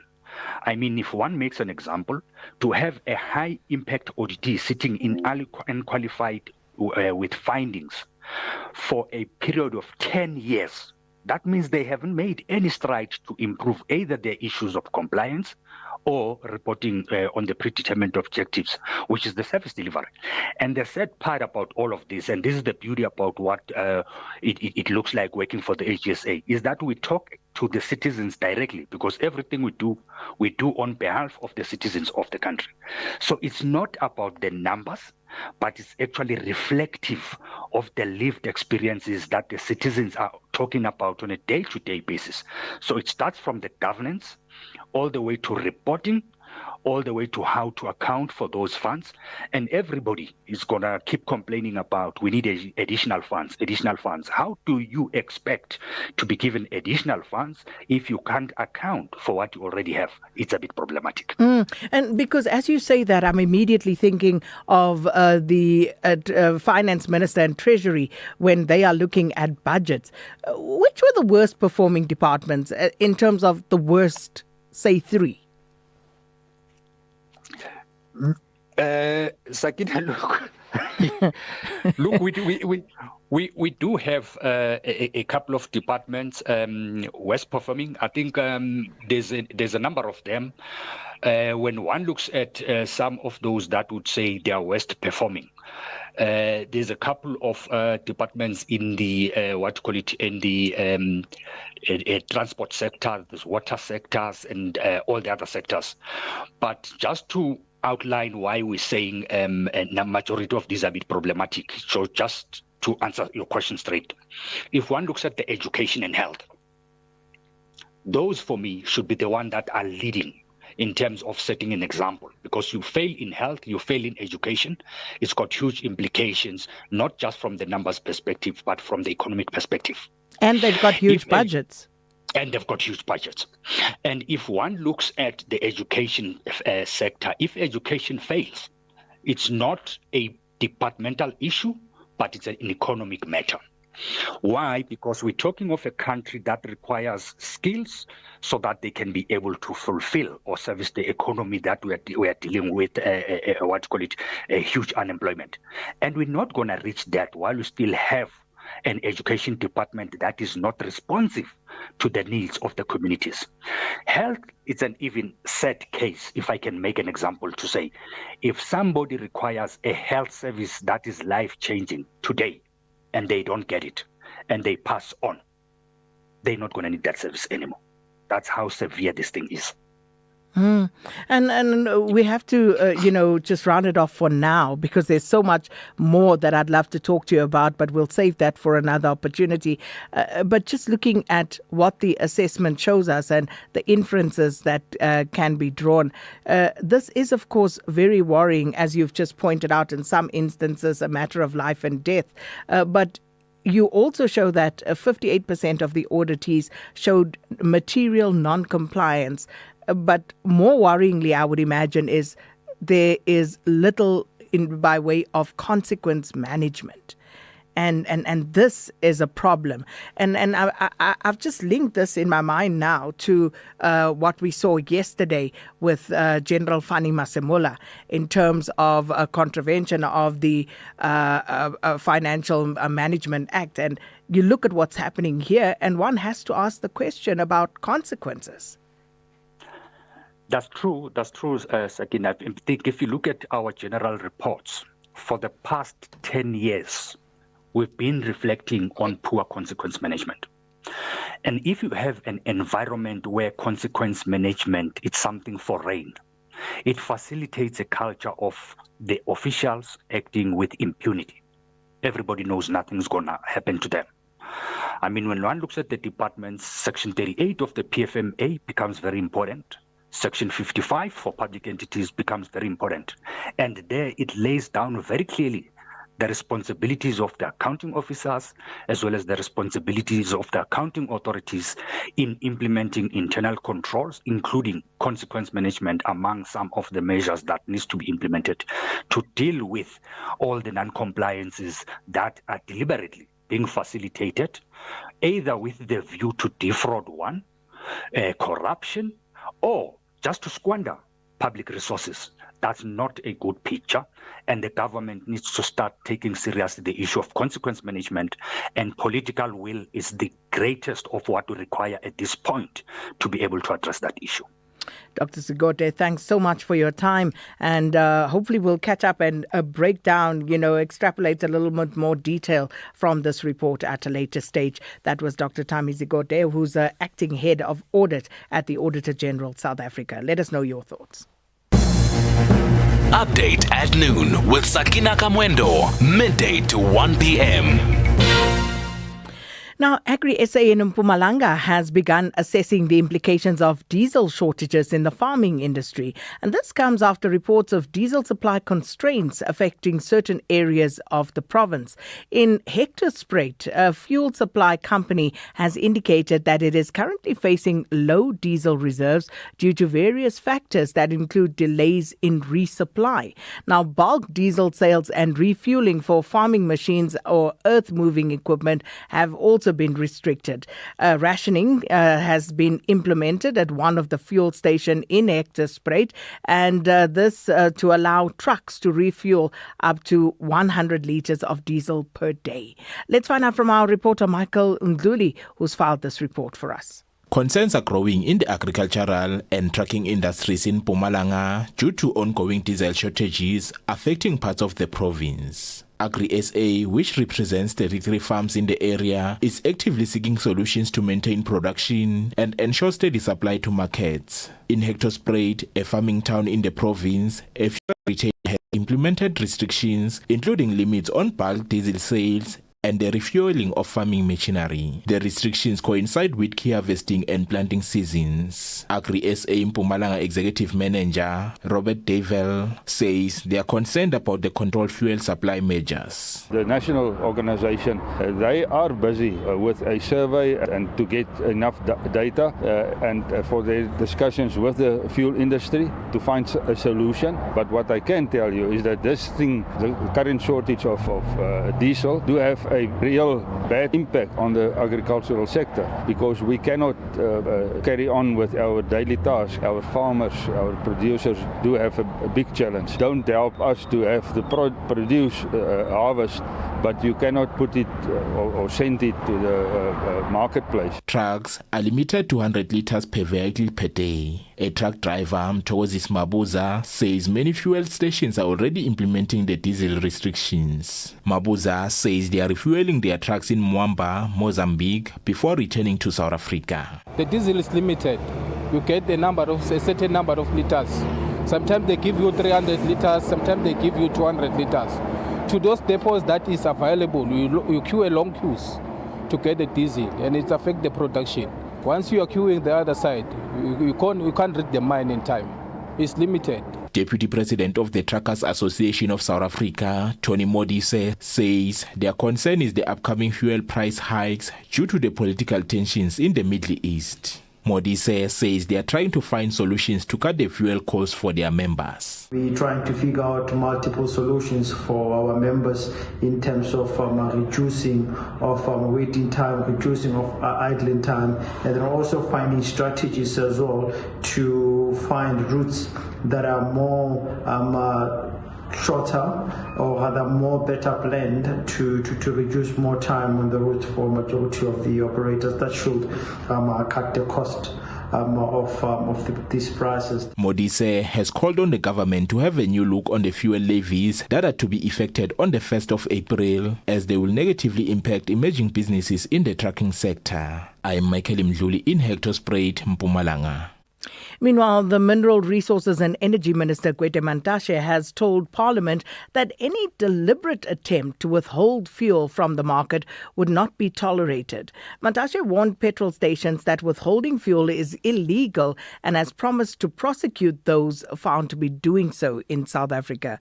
But for more on this development, we are now joined on the line by the Director General in the Department of Mineral Resources and Energy, Jacob Mbele. Thanks so much for your time, Mr. Mbele. Welcome to Update at Noon. Thank you. Good afternoon, Sakin, and good afternoon to the listeners. Mr. Mbele, firstly, as you heard in our report from our reporter in Mpumalanga, there does seem to be a problem, at least in the Hector-Spruit area. Are you aware of that a specific issue at this time? Sakin, we are aware of a number of areas where product from time to time will run out, which is as a result of a demand surge in those particular areas. So I'm not aware of this particular area, the dynamics there, but I'm aware that there are parts of the country where, because of the surge in demand, there has been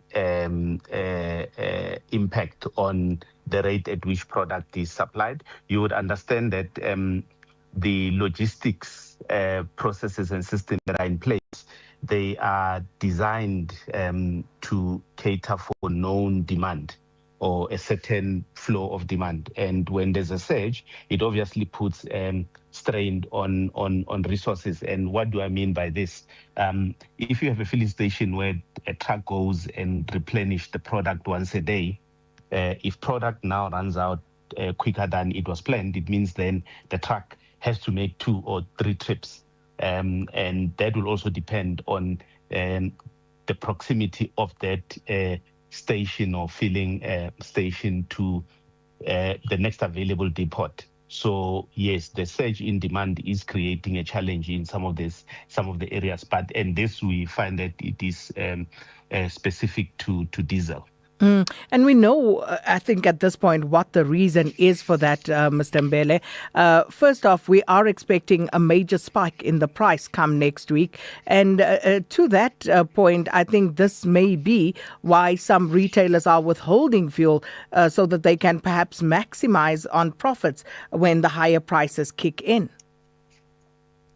Look, again, there may be those instances where things like that are happening, but when we're also engaging with some of the suppliers, is that our understanding is that some of them, the limitations are because they have customers contractual obligations to supply certain volumes to certain customers. So they are trying to manage supply so that they still meet the contracts that they have in place. So it's a mixture of the issues that are definitely coming through as a cause for this particular challenge. So that one is obviously going to be difficult to determine on a case, and you'll have to look at it on a case by case basis. But given the huge increases that we are expecting to kick in, is the department looking at anything to mitigate those huge spikes in fuel prices? Because we're looking at the moment, from what we're seeing, more than 5 Rand a litre of petrol, and for diesel more than 9 Rand a litre.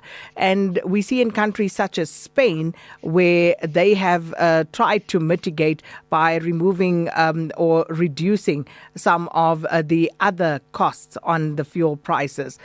Is the department here in South Africa looking at anything to try and mitigate those spikes?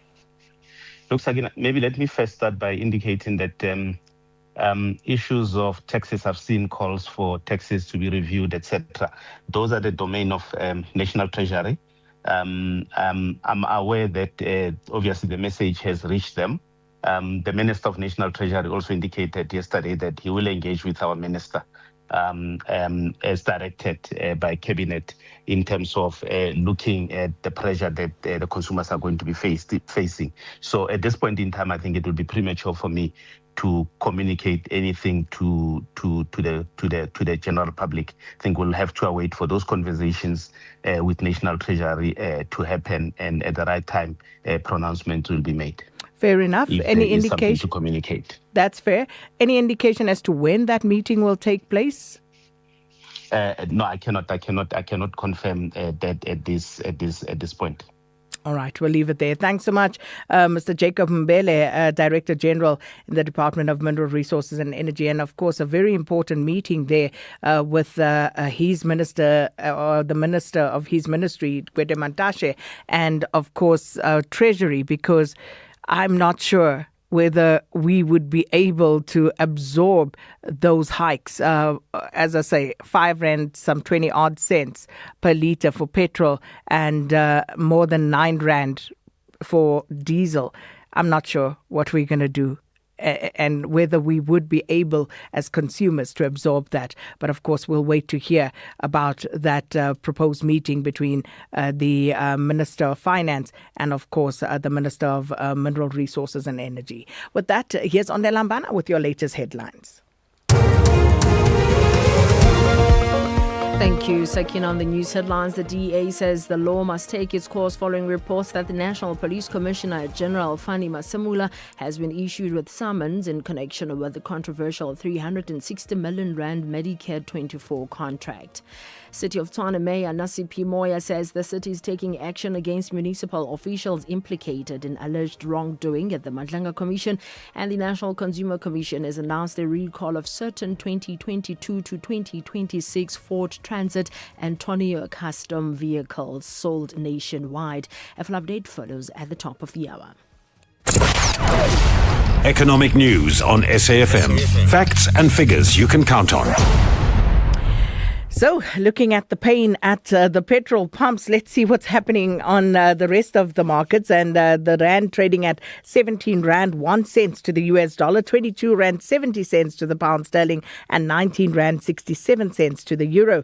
Euro currently trading at $1.16, and the dollar's at 159 yen 46. In Brazil, 1 US dollar trading at 5 Real 22, Russia 82 rubles 25, in India 94 rupees 09, and in China 1 US dollar is shares changing hands at 6 yuan 90.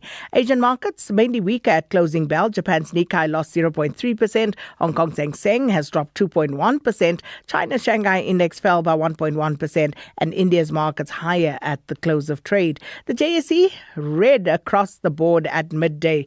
The Ultra Index decreased by 1.6%, is currently at 112,443. The Industrials 25 Index down 0.6%. Financials 2.1% in the green.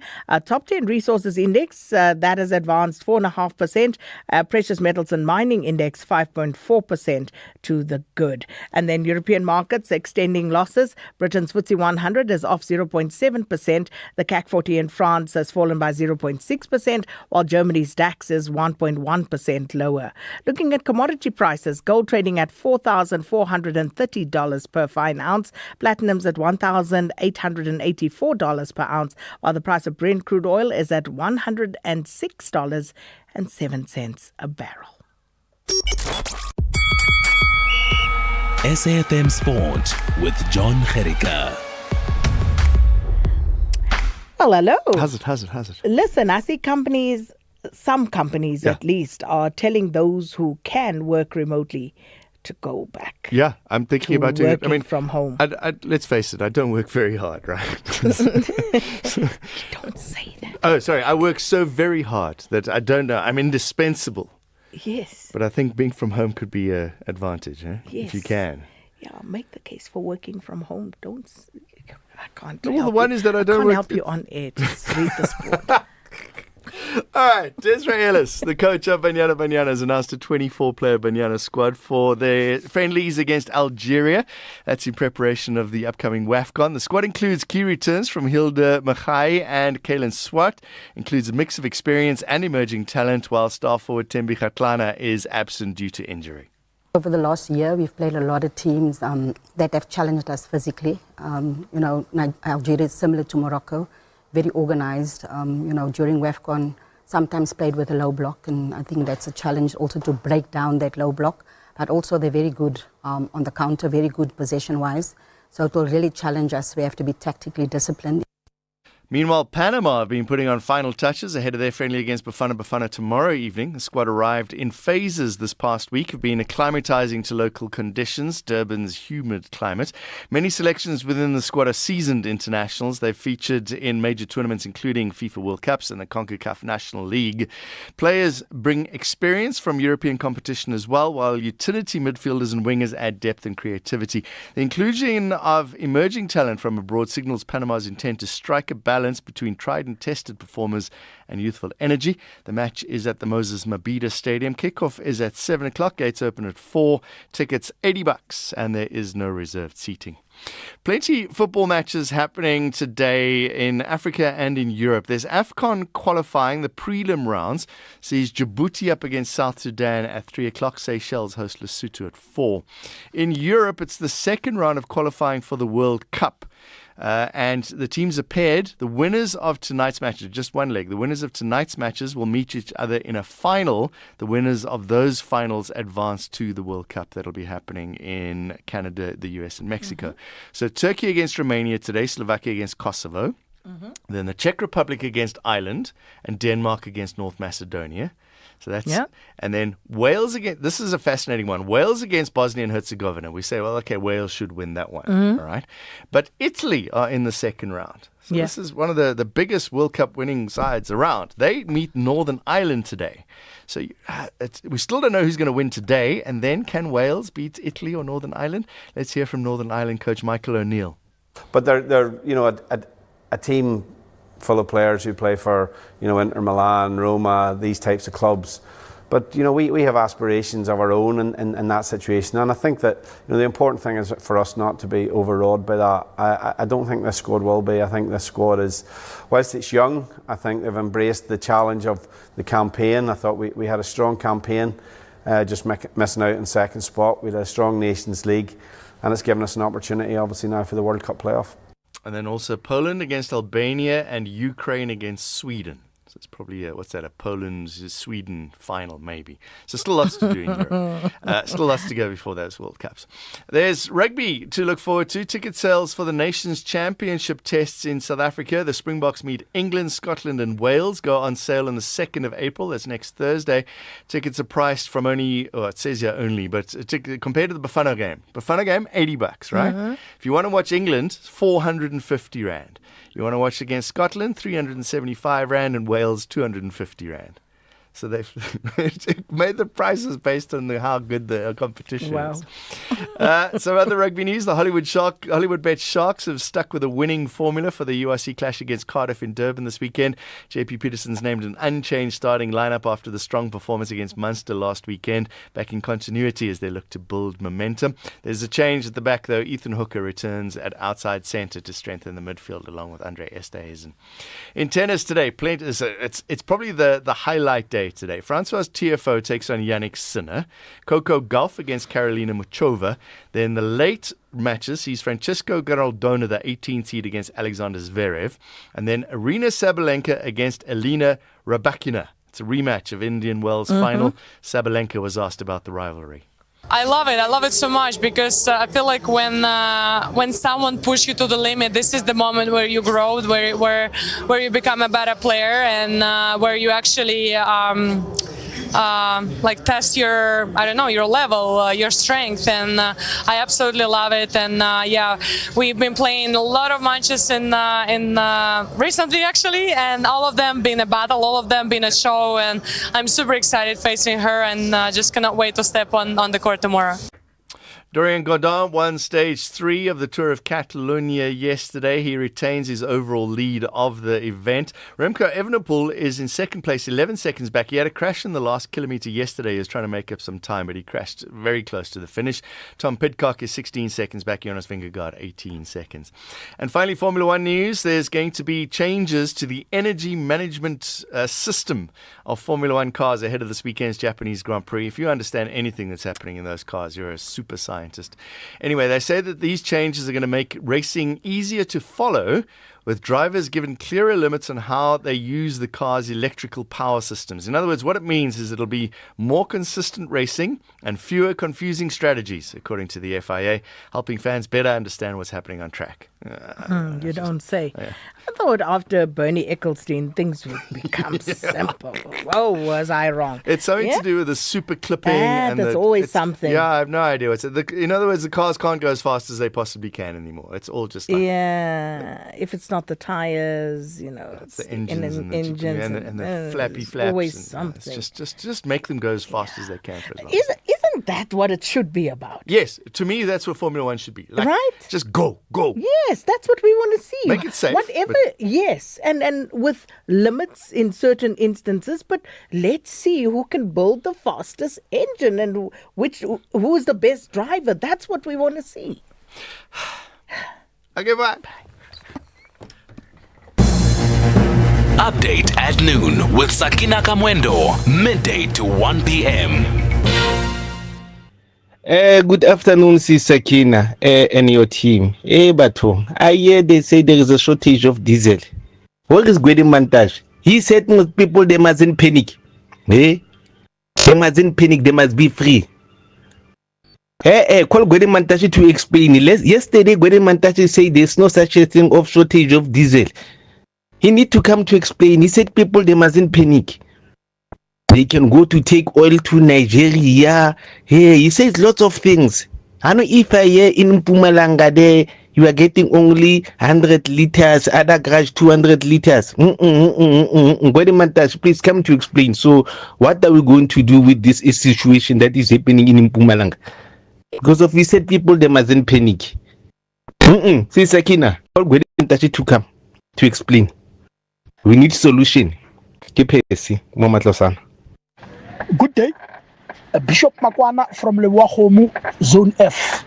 Sakina, let's not get fooled by the arrest of the 12 officers, including Masemola. This is IDEC. It only settles political scores and factions. This is IDEC, and there's no case here. I'm telling you. What case are they going to charge these people with? They are even now trying to run it out to say, no, Masemola, we are charging him with breach. It's no longer corruption. It is because they know they are charging them with nothing to remove Masemola there so that it doesn't extend Mukwanazi's term of office. That's all. Hi, Sakina. Hi, Sikona Kunjan. Errol here, Durban.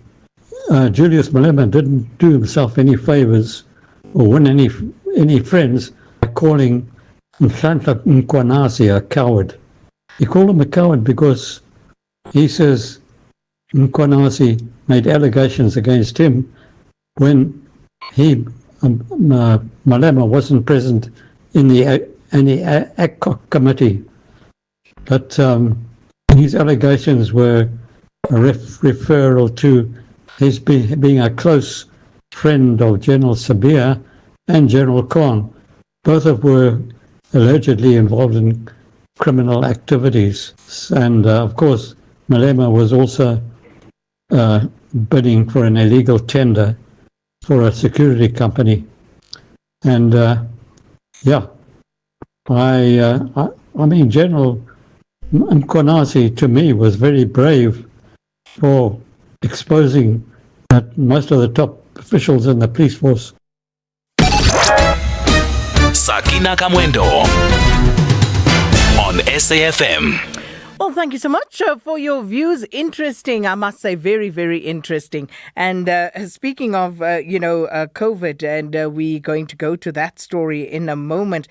When I was speaking earlier, people suddenly remembered all the things that they were doing. Zelma was reminding me how everyone became a content creator. Onke says, we could not buy underwear, remember? You see, after the fact, we were all like, what was that about?